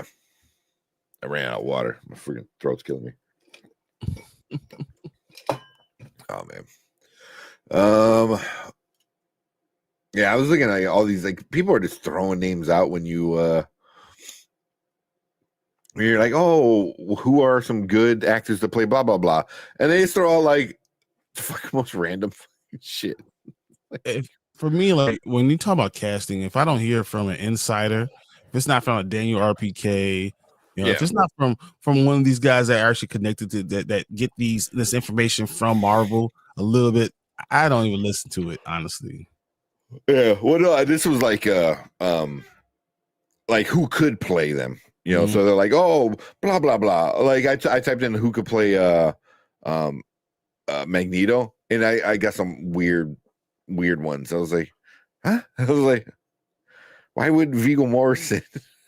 What? I don't see him playing Magneto. So I don't know. I just think people throw out names they know and hear at times, whenever they make these lists. Oh man, it's crazy. I understand why. I mean, but he's one of the greatest characters, and he's going to be a big pusher of this, of the entire. I mean, that's the main staple of the mutants in general. I think he's a more important character than Professor X. I mean, think about it. What does Magneto do? He joins the X-Men. He always we're against it. He joins the X-Men. He betrays the X-Men, and then he goes and kills some people. Every single movie, every comic book, every storyline. That's what he does. He joins them, he betrays them, and kills some people every time. Yeah. So he's gonna push the narrative. He's definitely gonna push the narrative. So. Oh yeah. Yeah, it's gonna be good. Fernando asks, have you all tried new Superman Blizzard from DQ? It's really delicious. I have not. I will never. Keep forgetting it's out, actually. Why would you say never? Because I own a Culver's. Oh, that's right. Why the fuck would I go Daniel? Fuck. It's like, exactly. It's like owning a huge steakhouse and you say I'm going to Outback. Fuck that. That's right. I was like, it's DQ though. It's just ice cream, but yeah. Well, I need a Culver's closer by me then, so I can go get, because I love the custard. Like homemade frozen custard. Come on, man. I can't make it pay for all that crap, and then you go get a Blizzard. Yeah. The what Blizzard? Yeah, they have a Superman themed Blizzard in DQ. I saw it today on the news. I trying to see. I want to see what's in it. So Superman cake batter cookie dough. Damn, doesn't sound good. So we all have that cookie dough and cake batter, and some sprinkles because it's red. Some sprinkles, yeah. Some sprinkles and some cake pieces and some cookie dough. I think it's birthday cake. Yeah, we all have batter. Yeah, we all have. Trust me, it's really good. We all have it. Brian's talking now. Listen, go to Culver's and he'll give you a Superman sticker to throw in your cup. If you don't eat at Culver's, if you're around here, if you don't eat at Culver's, you go to Cold Stone, you go to Oberwise. When you say those places, I'm like, yeah, I ain't arguing with you there. I'm not gonna argue with that. But you say DQ, I'm like, what the fuck is DQ? The cold, they don't make their own ice cream. It's literally they get it shipped out in this giant barrel of stuff, and then they just put it in the freezer, and then they're like, "Hey, I scooped it for you." Like, why am I going here? Like, that's not the same. I'm not gonna. That is the Outback Steakhouse of steaks. Like that's of ice cream. Yeah, for ice cream. Like that's what it is. That's not the same. You know, if you told me you went to Oberwise and you got a handmade shake, I'm like, yeah, shit, that was good, right? Because I went the other day to get something, so I'm not a problem with that. You know, if you wouldn't got your custom your ice cream mixed up and you blend it and you put it in the cup and it's all ooey and gooey, yeah, I have no problem with it. But, fuck is a DQ? See, I'm like, there's not enough Cold Stones by me in general. Like the closest one is like pretty damn far. And then I won't buy anything Oberweis. So yeah, it's political, but yeah, but at least, but that milk is good. I'd heard it's like amazing, but like keep it. Yeah, it does look like toothpaste. It does. It's just like it's blue. It literally blue. That's because it's DQ. They don't pay for the cookie dough pieces like we bake cookie dough and we let it get cold and put it in there freezer. That's what cookie dough pieces are supposed to be. That's not what you get. I promise you, like, you know, the Cold Stone, that's some good shit. Cold Stone's good. Cold Stone's good. Cold Stone's good. And I'm telling you, as someone who makes homemade custard, that Cold Stone is good. I don't hate on good stuff. I only hate on, like, when someone says, "Man, my favorite burger is McDonald's burger." I'm like, "What the fuck you talking about? What? No, that's not food." That's what I'm saying.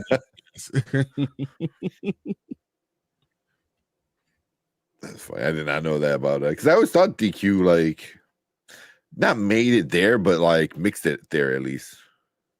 It literally catch this giant tube of ice cream, like, and it gets delivered, and they put it in this freezer. Like they put it in like those big, and that's what they scoop.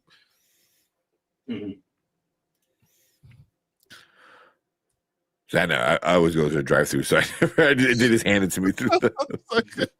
I mean, if you want to do that, honestly, McDonald's got better ice cream than DQ. Honestly, the problem if the machine is working, the machine's if ever the working. Machine is working. It's good ice cream, but who knows when that's going to happen? Wait, I could have swore that DQ was one of the originals. No, I mean, there's a lot of original stuff that you're talking about. There's not. Yeah, you know, it was an original franchise, you know, but it's not an original ice cream custard, frozen custard. No, like that. Dude, I can't remember the last time I had some DQ. If there was a Coles over here, I'll shop there. Is there any in Canada? Are you? No. There's a lot in Minnesota. In Minnesota. Yeah, that makes sense. Because remember, everything in Culver's is Midwest grown. We're not flying anything, so like the tariffs don't bother us because all of our stuff is made here. You know, like, so all of our food is made here. You know, that's just a different thing. Yeah. What if they say White Castle? I mean, we all know White Castle is. Yeah. Yeah. So you can't go wrong with ice cream cake either, though. But I'll go to Baskin Robbins before I'll go to the DQ for ice cream cake too. Coming to Canada, our make ice cream is always working. I've only seen like every once in a while you see it work Like it doesn't work most of the time. It never works. The one by my like I have one like 2 blocks down from me. It never works. It's just a random summer night. I was like, you know what? I want a McFlurry, or I just want just a soft serve. Like, oh, it's not working. I was like, all right, damn it. Carl's Jr. has better burgers than McDonald's.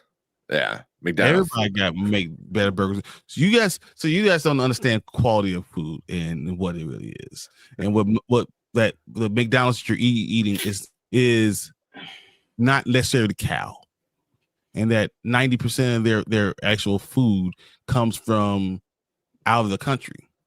What does that mean? Yeah, that means a lot of their food is yak.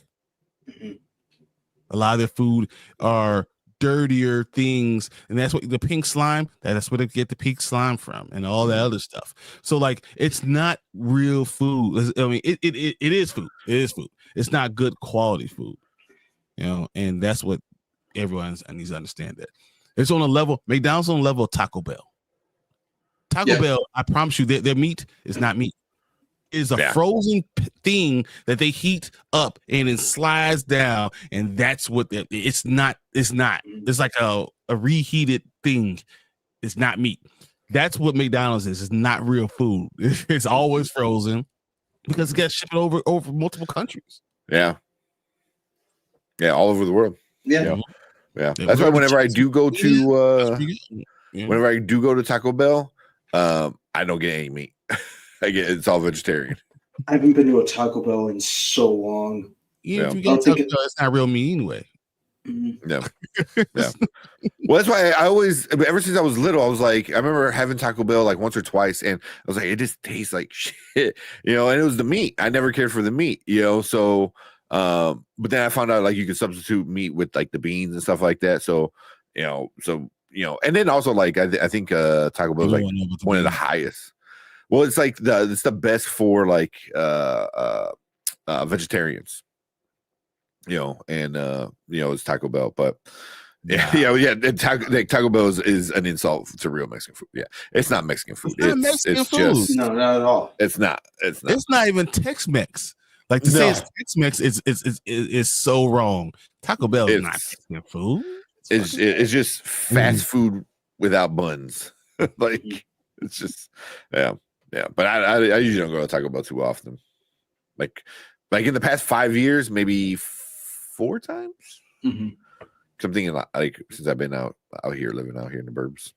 But, I don't eat Taco Bell, so there's no such thing. I can't remember the last time I had it. Fucking Taco Burrito King right down the street from my house. Hell yeah! Those are the places you want to go. Hell yeah! Those are the places you want to go. Like kind of run down, almost like there's like very, very, very kind of hole in the wall type. Those are the only ones that I'll go to. Screw Taco Bell. Yeah. This one I never heard of Culver's. That's because we're only in 22 states. Oh, damn, for real?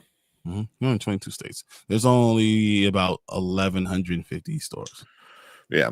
I feel like if you're not really from the Midwest, you probably never heard of Culver's. I mean, we have maybe 100 in Florida.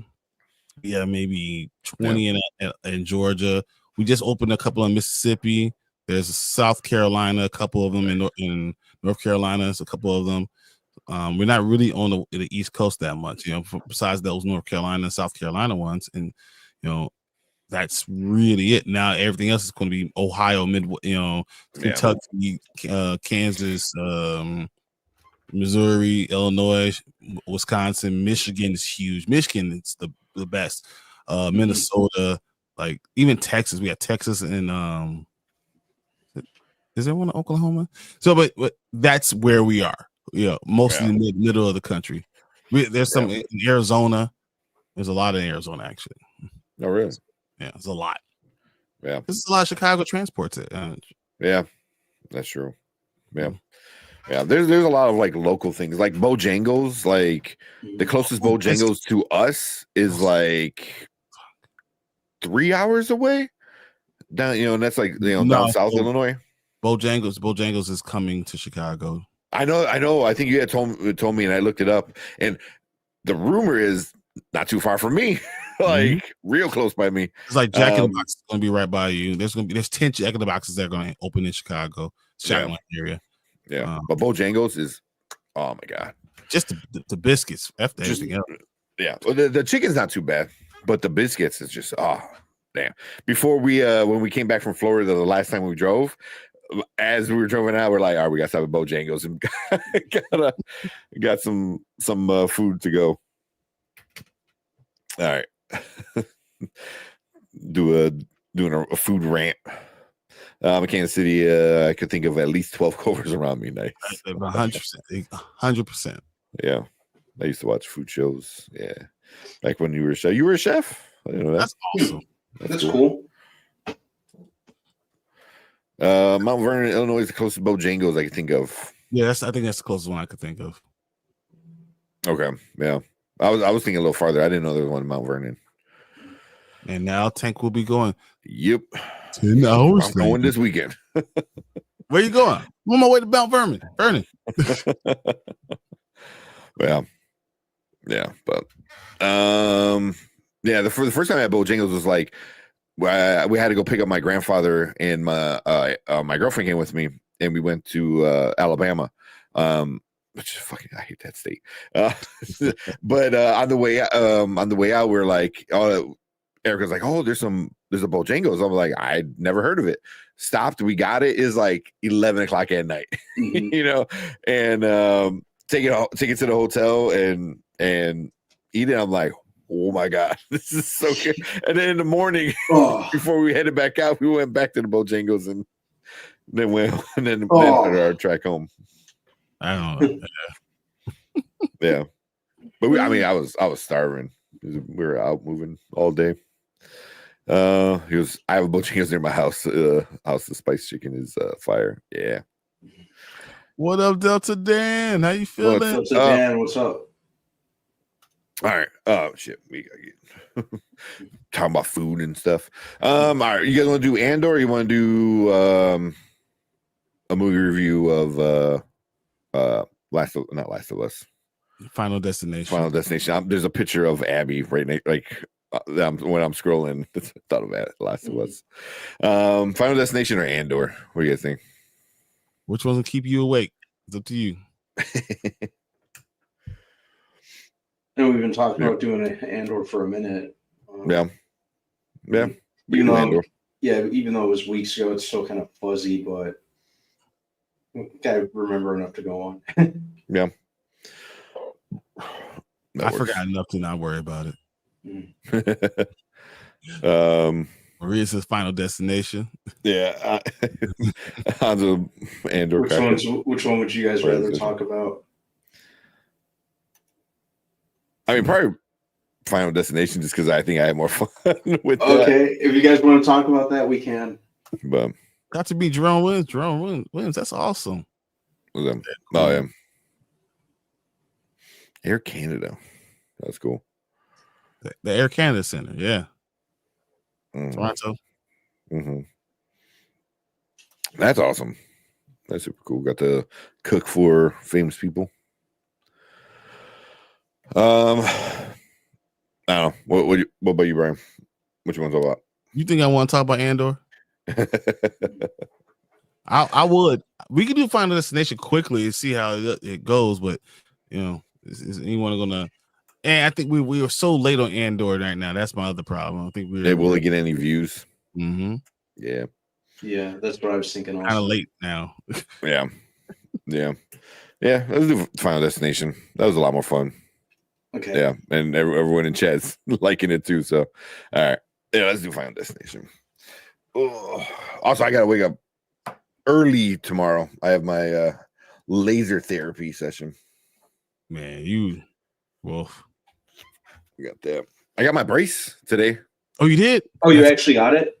Instant relief, man. It went like yeah. I mean, it did because it's my everything's crooked. It went from like being crooked and then boop, and then like because now the bones aren't touching, and it like by pressure it creates some space.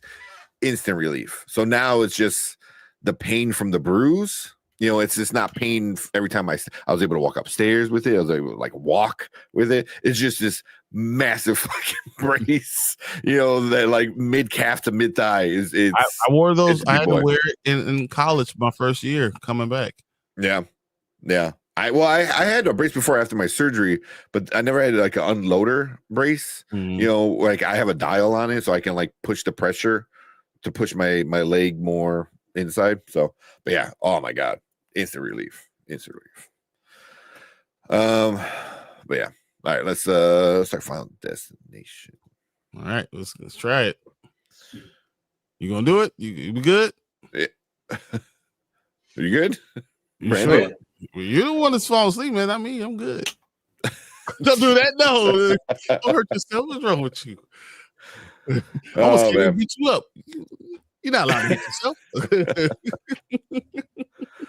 Oh man! All right, yeah, we'll do this and we'll call it a night. We'll do this one review. We should just do Andor off screen like we did the other ones, man. Yeah, we probably should. That might be our best bet. Yeah. No one wants to watch us talk about Andor. We don't even. Nah. All right, let's talk Final Destination. Let's do that.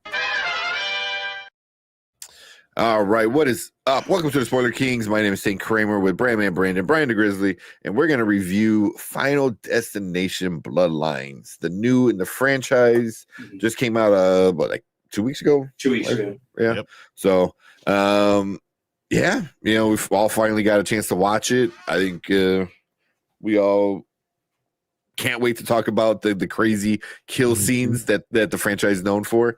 But we'll get into our ratings at the end, some of our likes, some of our dislikes. Before we do that, Brian, you got a quick synopsis of this one? Sure do. Plagued by a violent and recurring nightmare, a college student heads home to track down the one person who might be able to break the cycle of death and save her family from a grisly demise that inevitably awaits them all. Yep. Oh. Yeah.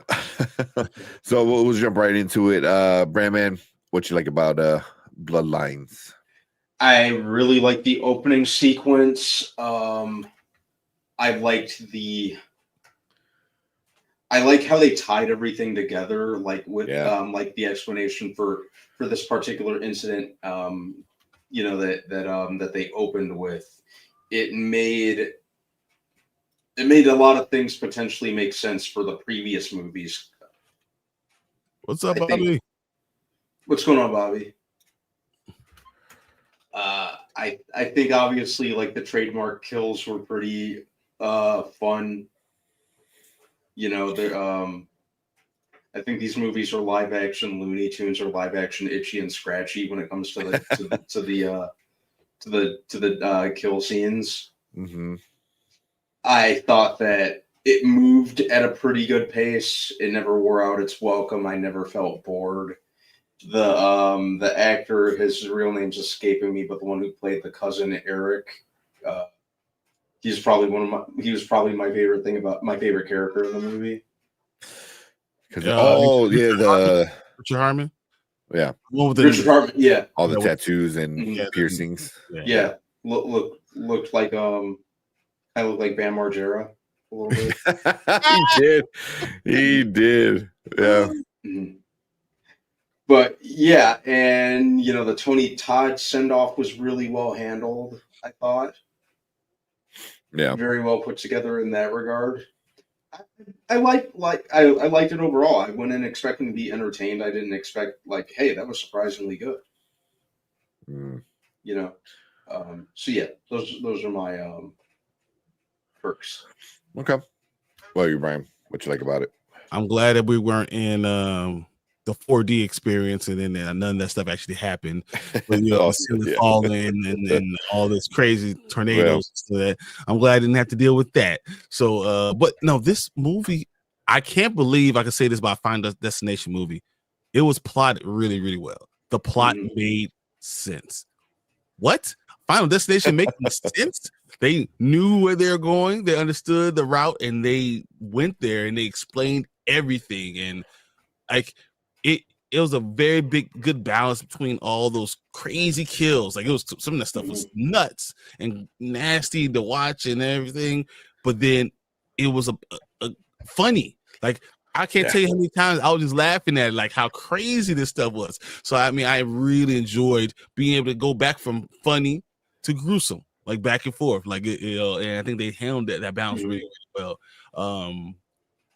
I think I understood all the characters. There's a lot of scenes that are memorable. It does a lot of great things when you're talking about a Final Destination movie in itself. I'm and the ending was so great. It was good. It was one of those things. You thought you saw the end, man, and then someone kind of comes, walks around, and says, "Well, that's not really the how." Boom, gotcha. Yeah, and then you're like, "No!" It was so awesome. I didn't tell you anything that would just happen, but those words were the exact words I said. So, it was real fun. I enjoyed it, and man, that was a great way to end it. Yeah, it was a great ending. It was great. It was great. Yeah. For me, it's pretty much the same. It's the kills were so good, man. They were so over the top, goofy, and they found a way to like make it feel like old school Final Destination, with it being a little silly but very gruesome and gory as well, so yeah. And then I felt like with a lot, I don't know if you guys felt the same, but with a lot of the kills, it was like it happened and then it was like one last thing, like all right, there's here it's done. Here's the period to it. It's like it's like because you're like oh like there was like how many times I did that throughout this one is just like yeah. So yeah, all the kills were great. Not the face. Yeah. Oh man. But one thing I would say though is we all saw the trailer. We reacted to the trailer with the tattoo scene and stuff like that. How that doesn't really affect the storyline. So it's like what they showed you was literally like a tease of what this entire movie was going to be. Yep. So it was great for that and everything. But like you said, like I enjoyed the opening scene. I don't think I ever, here's a little bit of spoiler. I don't think I ever wanted a kid to get killed as much as that one kid. Oh, that little kid. Oh, man, that little bastard. Yeah. I was like, after Penny, let's throw him. Right. Oh, but it was so satisfying. And he got him first too, right? No, he got him towards the end. As he's walking away. And yeah, because it's in order, so he's definitely one of the last ones. Yeah, I was hoping they would have referenced him later, like as an adult, and he's still like a little dickhead, So you would just be like, he should have died, he little bastard. He's a dead dickhead. Yeah, but yeah, he was because he got away with it, like once, and then it was like, all right, it's coming, and then that was one that's early in the movie, one of the best because you literally kind of don't see it. It just happens. You're like, oh yeah, that was satisfying. But yeah. You know what the movie did? It showed why we're getting rid of the penny in 2027. That's why they're no longer going to make any more pennies. Right. We saw why in this movie. When you see the movie, you know why. Yeah, no one's ever going to pick up a penny ever again after this movie. Oh man. But what about some negatives, Brandman? Or real quick, Ace said that's why you should never get a nose ring. Yeah, the poor uncle with the lawnmower. Oh my god, forgot about that. That was so bad. And you saw it like all set up, and Death was like, hey, watch him. Yeah. Prop. I'll give him this. Props to him. He took a glass shard through, lit straight up through his foot, and he only treated it like a minor inconvenience. Yeah, he's like, ow, that hurt. Yeah. Don't worry about spoilers. Mm-hmm. Yeah. All right. Brandman, some issues. What issues? Spoilers. You mean someone's gonna die in a Final Destination movie? Unheard of. Yeah. All right. Let's see. Something about the lead actress with her acting. Her acting kind of felt kind of off to me at times. Kind of like she was overdoing it a little bit. I think she just she was just doing bug eyes and delivering her lines as quickly as possible. Often, yeah. Mm-hmm. I think that well, the dialogue she was working with was fine, but yeah, probably the weakest actor in the movie to me. I found everyone else a lot more engaging. What else? I think that certain scenes were a little more drawn out than they needed to be as well. Mm. Those are really my only two that immediately come to mind. Yeah. Mm. Yeah. I'm trying to think of other ones, but those are my main ones. Yeah. Okay. Why are you, Brian? What In a family that's been dealing with this stuff for a long time, they seem very surprised by what people die all the time around us. I was really like questioning, it's like, wait a minute, like, you know that people are around you are dying. You see all these crazy accidents, and you're surprised this shit is happening. Like I thought that was kind of weird, especially with your grandmother being there, you know, and the people that are around that area, because all that stuff is happening in that area. So a lot of that. What are you talking about? You're surprised. Like I don't understand. Oh, I don't believe that's really happening. What? What? That was kind of stupid. You know, like, you guys grew up here, right? You know what the hell is going on. Why is that such a surprise thing? But besides that, I don't expect this unbelievable plot, you know, and they delivered, or any of these other problems. There's some characters I didn't like, but that's what you get in the movie, right? So there's nothing that I'm going to sit here and like harp on, because I thought this was a fun movie. It knew what it was supposed to do and did its job. Yeah. Yeah. Yeah. So, and for me, I kind of with Brandman with I don't know if it was just the main actress, but I think it was a lot of the cast where they tend to overact, you know, and be a little too goofy, which I didn't mind as much in this kind of style of a movie where it's a goofy movie. It's literally Looney Tunes, live action Looney Tunes, you know. The one thing that I kept thinking in my head was when the main character, she explains that they're coming after bloodlines, that they're coming after family that should never have been born, you know, from people that, you know, were saved, you know, decades ago. Like, the awesome concept. And I think they explained it like super well. My only issue is like, so like they have to go in order because that's a Final Destination thing, right? You have to go in order, and then each bloodline is in order. But also it's like, yeah, but what if like this person like should have died first, but they have a kid later in life? You know what I mean? Like, are you just gonna skip like a later person that has an older kid? You know, it was like so like, you know, so it was like little details that my friggin' OCD mind thinks about, you know, like, wait a minute, but if that person's born then and that person born then, they went by age. That's what they said. But they went by who died first, or who was supposed to die first. Yeah, and then they went by whose age. From whoever's supposed to die first, and then their kids. Yeah, but that's what. Yeah, it doesn't even matter if they had a kid older in life. You know, they could go first, but then it wouldn't go to the next person. It'll go to another person. But death could kill multiple people at the same time. You can do multiple bloodlines at the same time. The 4 and the 80-year-old could all die at the same time. So like, you know, it could be one. Well, yeah, that's the thing. It's like, but this was like, so like if you, like say you were supposed to go first and I was supposed to go second, but you had a kid shortly after that accident, right? Say you were like 20, so now this kid's like already 60, but yet. I was supposed to die first, right? But now you die second, but you have an older kid. But now I have a kid. Like, I don't know how that works, you know. So, but again, that's so stupid. That's just me in my head. Like, wait a minute, you know, it literally means nothing in the plot. It's just a me thing, a me issue. Isn't that awesome though? Like how we feel like you should be next. Oh, why didn't you? Yeah. Oh.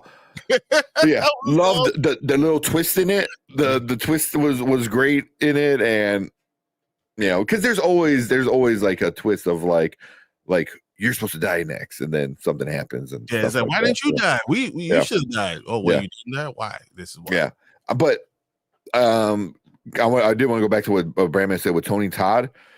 They give him his finale, I think, but they also gave him a backstory. You know, well, you can't show the video if you can see.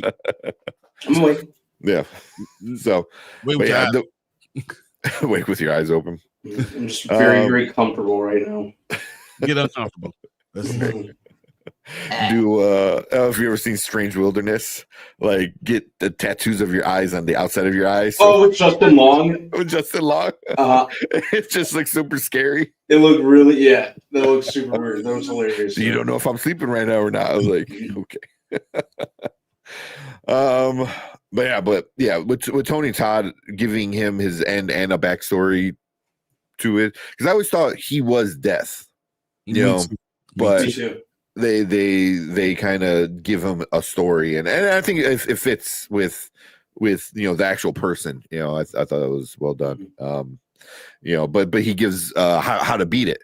You know, and later on where you have the two brothers in front of the nursery. I thought that was funny. They're like, no, that baby. We could like, no, like, no, get away from that baby. Don't touch that baby. It was like, so I thought the funny in this was very well done. This it was a fun time watching it. So, you guys got anything else? Any goods or bads you might have missed? I think that was mostly it in my case. Yeah. Okay. Yeah, I mean, the overacting is hands down a problem overall. But dude, Tony Todd was awesome, and I love the fact that they did that. He was great. He was, you know, he really did it all. You know, when it came to a lot of stuff, you know, the horror genre. He was good on TV. He made guest appearances on different shows like Smallville. I think he was on either Hercules, Legendary Journeys, or Xena Warrior Princess at some point in time. Oh, damn. He was the voice of Venom in the Spider-Man 2 video game. He was great in that. Yeah. I think I hear he voices a character in the Indiana Jones game that just came out on Fernando. That's one. Yeah, what's one? I don't want to bring up what Fernando said. Oh, I see it. That's one. Nope. Nope. You know. That's. But yeah. It was a good send off to the character, and like you guys said, I thought he was deaf too. And find out that he just was communicating with the grandmother, and they were coming up with ideas together. He was actually always part of the good team, so that's pretty awesome. Yeah, he just came across very very creepy, very Tony Todd like. Exactly, you know why? Yeah, he was also in the original Crow movie. Yeah, he was. Yeah, he's everywhere. So yeah, and then also in the first scene, the lady who sees all the death, I couldn't put my finger on it. I found out that's Stargirl from that is Stargirl. Yeah. So I was like, oh yeah, she looks a lot older now. So, but cool. Let's move on to our ratings. We will. Let's see. Hold on, let me find it real quick. There we go. So we do things a little different here. We don't do 1 through 5, all that fun stuff. You know, we do now, later, never. To keep it nice and simple. Now means you got to watch it right now. Later means you wait till it's at home, and never means just skip it altogether. Brandman, what you giving Final Destination Bloodlines? I could give it a now. It's worth a theatrical watch, I think. Fun time. They kind of tie everything together from previous movies. Mm-hmm. Series is known for the death scenes, the sequences. I think they did pretty good with those. It actually, dare I say, it might even be my favorite of the bunch, just due to the storyline that they wrote. Yeah. So I could give it a now. Okay. What are you, Brian? I'm definitely giving it a now. I think this is the second best Final Destination I've ever seen. Once again, Final Destination is the reason why I don't don't drive on roads when there's a log truck right there. I just don't even drive. I just leave. I say, you know what? You win. I'm not going anywhere. We'll just drive off. We'll go sit into the sunset. So the fact that it did such a good job and kind of even went back to that scene in this movie, and they put it all together. This is This is something that, if you like Final Destination, this is one of the best ones you've had in a long time. Yeah, and I'm right there with you guys. This is definitely now. This is so much fun. It's been out for a couple weeks, so hopefully you already saw it. If not, go see it this weekend. It is a blast. You're gonna have fun. Yeah. Think about this is the best movie I think in 25 years for this franchise. Yeah. Yeah. The first one came out in 2020, 2000. I'm sorry. So yeah, in 25 years, I think 2, 3, 4, 5, whatever. But yeah, no, this one, good job. Yeah, it's definitely one of the better ones. Also, real quick, we have the Rotten Tomatoes, which is very surprising. We have 188 critics with 91% and 5,000 plus audience with 88%. So both of those are really good numbers. That's crazy that the critics are actually higher than the audience. Also, we got Kyle in the house. What's up, Kyle? I'm telling you right now, go watch this movie. It's fun. Fernando's giving it now as well. It's exactly what it's supposed to be. It's supposed to be a fun journey, and that's what it does. It gives us a good story and a fun journey and a send off that's worthy of Final Destination. Yep, agreed. But cool. Yeah, that is our thoughts, our review for this Final Destination Bloodlines. I don't know, maybe this might revamp the franchise. Maybe we'll get some more. But as for this one, we all liked it. We want you guys to go see it, go check it out. But we want to hear from anybody watching on the replay. Leave a comment down below. Let us know what you guys think about this movie. Did you like it? Did you hate it? Any death scenes that you thought were really fun, or any parts in general? Let us know. Make sure you hit that like button, hit that subscribe button, and come and join us when we do movie reviews like this, trailer reactions, and other fun, nerdy stuff. But we appreciate everyone in our live chat right now. We want you guys to stick around because we're going to move on to our next topic for the night, which is going to bed. Brandon's already there. Yeah. Maria said I'm watching it tomorrow. I might and right after that I'm watching Karate Kid. Awesome. I want to find a destination with them going after death. Finding a way to go after death. Yeah. That'd be awesome. I think that I mean, that sounds like an episode of Supernatural. But it does. It does. But I would like them going after death to figure out a way that they could go after him, death himself, and setting him up. Saying, I'm tired of you coming to kill us. We're coming to kill you. I want that. Yeah. I know Fernand said that earlier. The Final Destination is the best one. Yeah. And then Anzo liked it. So it's a rare Anzo like. The ending. Look, the Anzo likes things that aren't always believable, that are supernatural, and that are just crazy for the sake of being crazy. So that makes sense. Well, he wants that fantastical thing. I think all the callbacks in this movie were great. Yes, agreed. And the ending is just superb. And I didn't see it coming. Me neither. Same. I should have. Yeah. No, but it's such a great. Why are we still here? I thought the movie was over. Why are we still here? Oh. Yeah.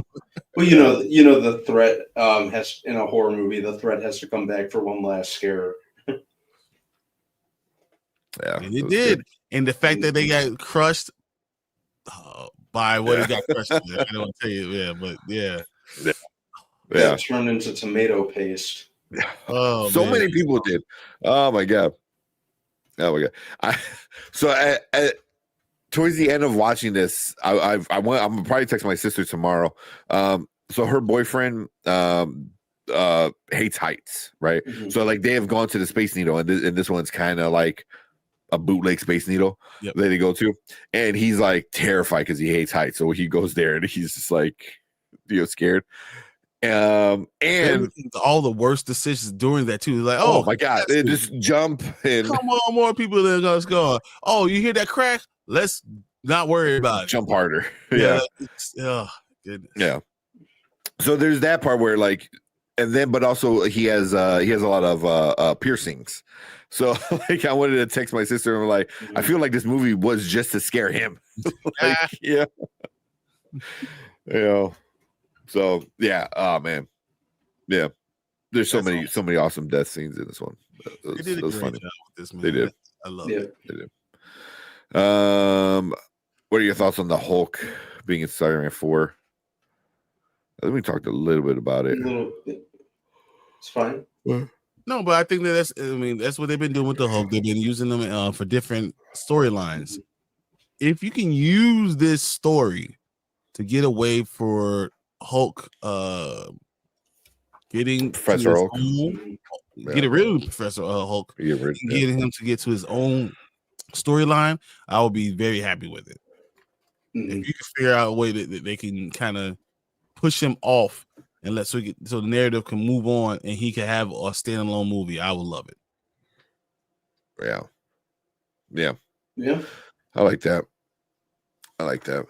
But yeah, we'll talk more Spider-Man on probably on Saturday if we guys still want to do a Saturday because I'm there everywhere anyway. Yeah, go be here. I'm still here. Yeah, because I don't know if there's any new shows where we can like dedicate a whole I'm watching The Librarians again, man. You know, The Librarians is one of my favorite things ever on TNT. And the new one just came out. They brought it back. They brought it back, or a remake, or like a continuation, Oh, really? Yeah. Really? Okay, yeah. That's interesting. Oh man, excuse me. But yeah, the Punisher's rumored to be in it too. Really? That I did not hear. That would be a little more interesting. I mean, I know we're gonna talk about Nicole Kidman because I'm curious on what they're gonna do with her. Because she's gonna be a villain. So I was like, are they gonna race swap? Or are they gonna do? They're gonna make her like the anti-Madam Web. Watch, or Madam Web. Period. Or Silver Sable if they age the character up. I don't know. Silver Sable is the one I was thinking about. Yeah, that's what I was thinking. Is the Batman 2 happening? I'm starting to be a little doubtful. Matt Reeves can't get his shit together. But it wasn't supposed to be not with Matt Reeves. They were saying that for a minute, and then seemed to be kind of teeter-tottering with it. I thought the last thing that Daniel RPK said was that they're looking for a new director, but they haven't had anyone. Yeah, he totally is away from the project. It's not him at all. Yeah, which at that point, like, do you even bother? Because like it was a Matt Reeves thing, and you're gonna do a second one. Like why bother continuing in that universe if you're not gonna have the person who created that universe or that world? You know what I mean? Like, just let Batman be. What it is I heard because Robert Pattinson wants to do it. He think that he did a good job. He said if they don't hurry up and do it, I'm gonna be the old Batman. I seriously just at this point put him in and have him be the main Batman.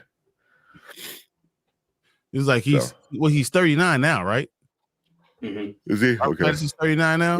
Like literally, if you don't do it soon, he's gonna be like 45 years old. He just turned 39. In May 13th. So I mean, doesn't that kind of give you an idea? Like, that's the problem. If you don't do it soon, then that's it. Yeah. Oh, excuse me. As soon as that penny dropped, I knew exactly what was about to happen. Yep. You're like, oh, run. You're like, run. Yeah. Man, I thought about watching Librarians. Is it good? Is it worth the watch? I just love the Librarians period. So it's fun. Very, very corny, very whatever. But I think it has a piece of history with it too, and they put the story together well. So I enjoy it. Yeah. Mhm. The Batman 2 is shelved indefinitely. That's pretty much what's gonna happen. That's what it was kind of leaning towards anyway. Yeah. I need you guys to watch Murderbot. Yeah, you said that. I was Watch like, Murderbot. It's fun. no, I'm gonna do the same thing you did with Stranger Things. I'm just like, oh yeah, I want to watch it. Yeah, I want to watch it. Yeah, but Stranger Things, I still got like 2 more years before the season comes out, right? So Probably. Was it first October 12th? That's what's going to be this year. The first piece, the first part. And then they're gonna say, "Well, we're gonna give you the second one. It's delayed now." So now that would suck so bad. Here we go. That would suck so bad. Yeah, it'd be absolutely awful. I'll probably watch Murderbot like tomorrow. Yeah, and there's quick episodes. I think tomorrow, Friday's the new episodes come out. So yeah, it's a lot of fun. It's a lot of fun. Whatever Skarsgård is doing it, he's doing a really good job. It's Alexander Skarsgård. Is it? Yeah, he's doing a really good job. Yeah.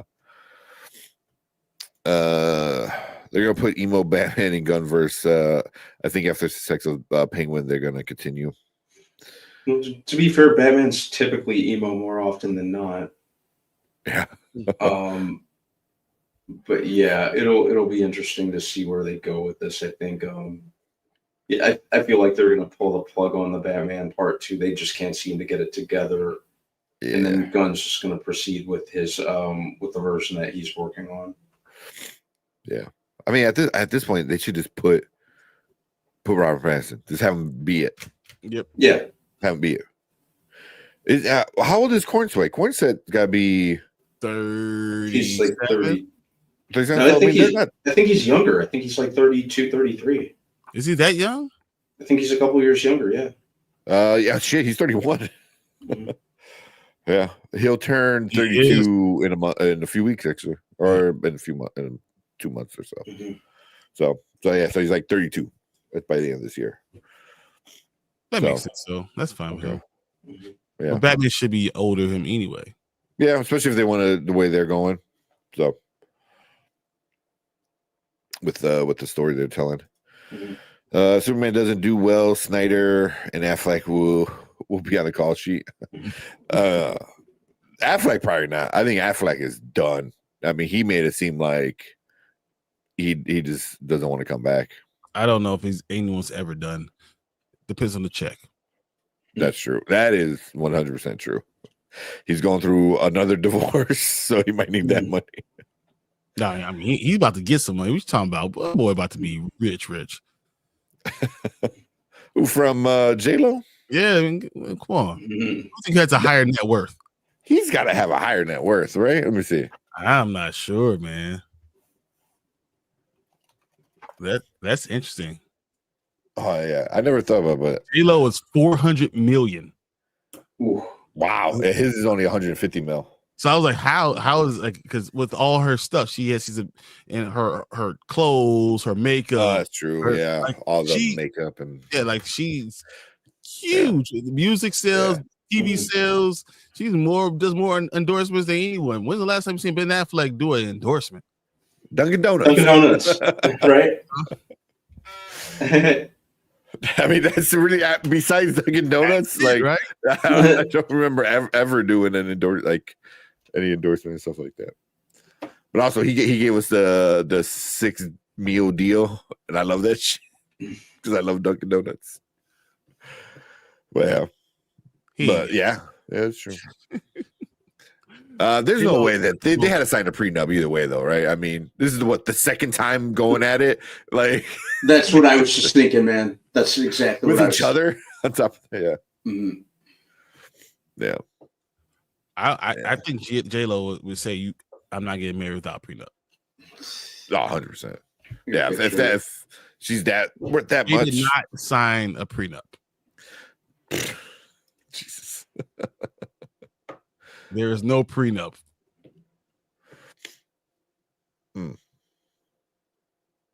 That's Let's see how petty Affleck wants to get then. All of a sudden, he's gonna be happy. Yeah, right. I feel happy again. I was like, sure you do. Yeah, Affleck said never say never. Yeah. You get a lot of money. Yeah. I think it's time Ben gets paid. Yeah. They asked him the other day. He said, "You never know. Never say never." Yeah. Exactly. Yeah, I was shocked because all of a sudden he's like, "Oh wait a minute! If it does bomb, why not? How much money? Back in. You know, you at the right amount of zeros, it works. Double G checks. That's crazy. Yeah, he goes, "How does J-Lo have 400?" But yeah, you know how many things she's involved in? Oh my god! But just like her clothing line, the makeup line, like that alone is a lot. That's what I was like, there's no doubt in my mind that she's worth a stupid amount of money. Yeah. Right. I thought 400 million was low on my end. So J-Lo can't stay married to anybody. She just keeps getting married, like buying shoes. That's why I call her engagement Thanos.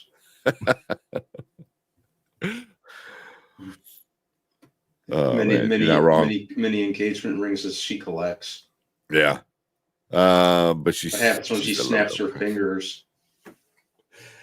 Kyle said, but she said love don't cost a thing.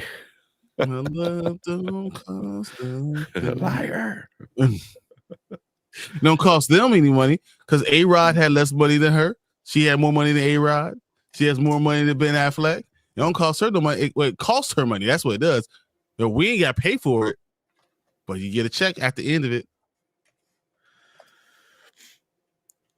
I mean, but the problem is like, if, you know, of her money, you got split like 15 different ways by all of her husbands. That's a problem. Yeah, right. Yeah, like 10% goes here. Yeah, a couple of million over there. By the time you get your check, it's only going to say $5. Well, she only has kids with Mark Anthony, right? I think that's the only kids she has. Yeah, I believe so. Yeah, so I'm sure most of the money goes there.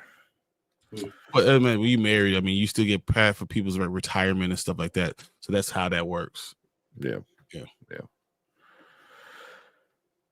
Yeah, she's only got the 2 kids. She has stepkids, doesn't she? Though, probably. I mean, because the very least Ben Affleck got. Yeah, exactly. He has to have multiple, right?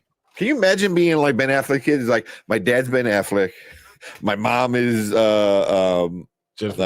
Jennifer Gardner, and my stepmom is J-Lo. My 2-time stepmom.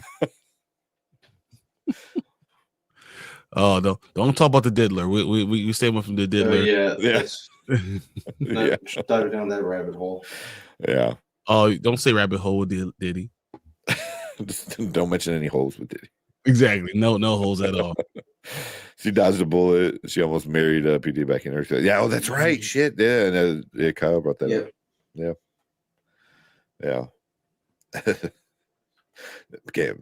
She would be in so much deep shit if she married him, though. But all right, let's go. No Diddy, no doubt. Exactly. No Diddy, no doubt.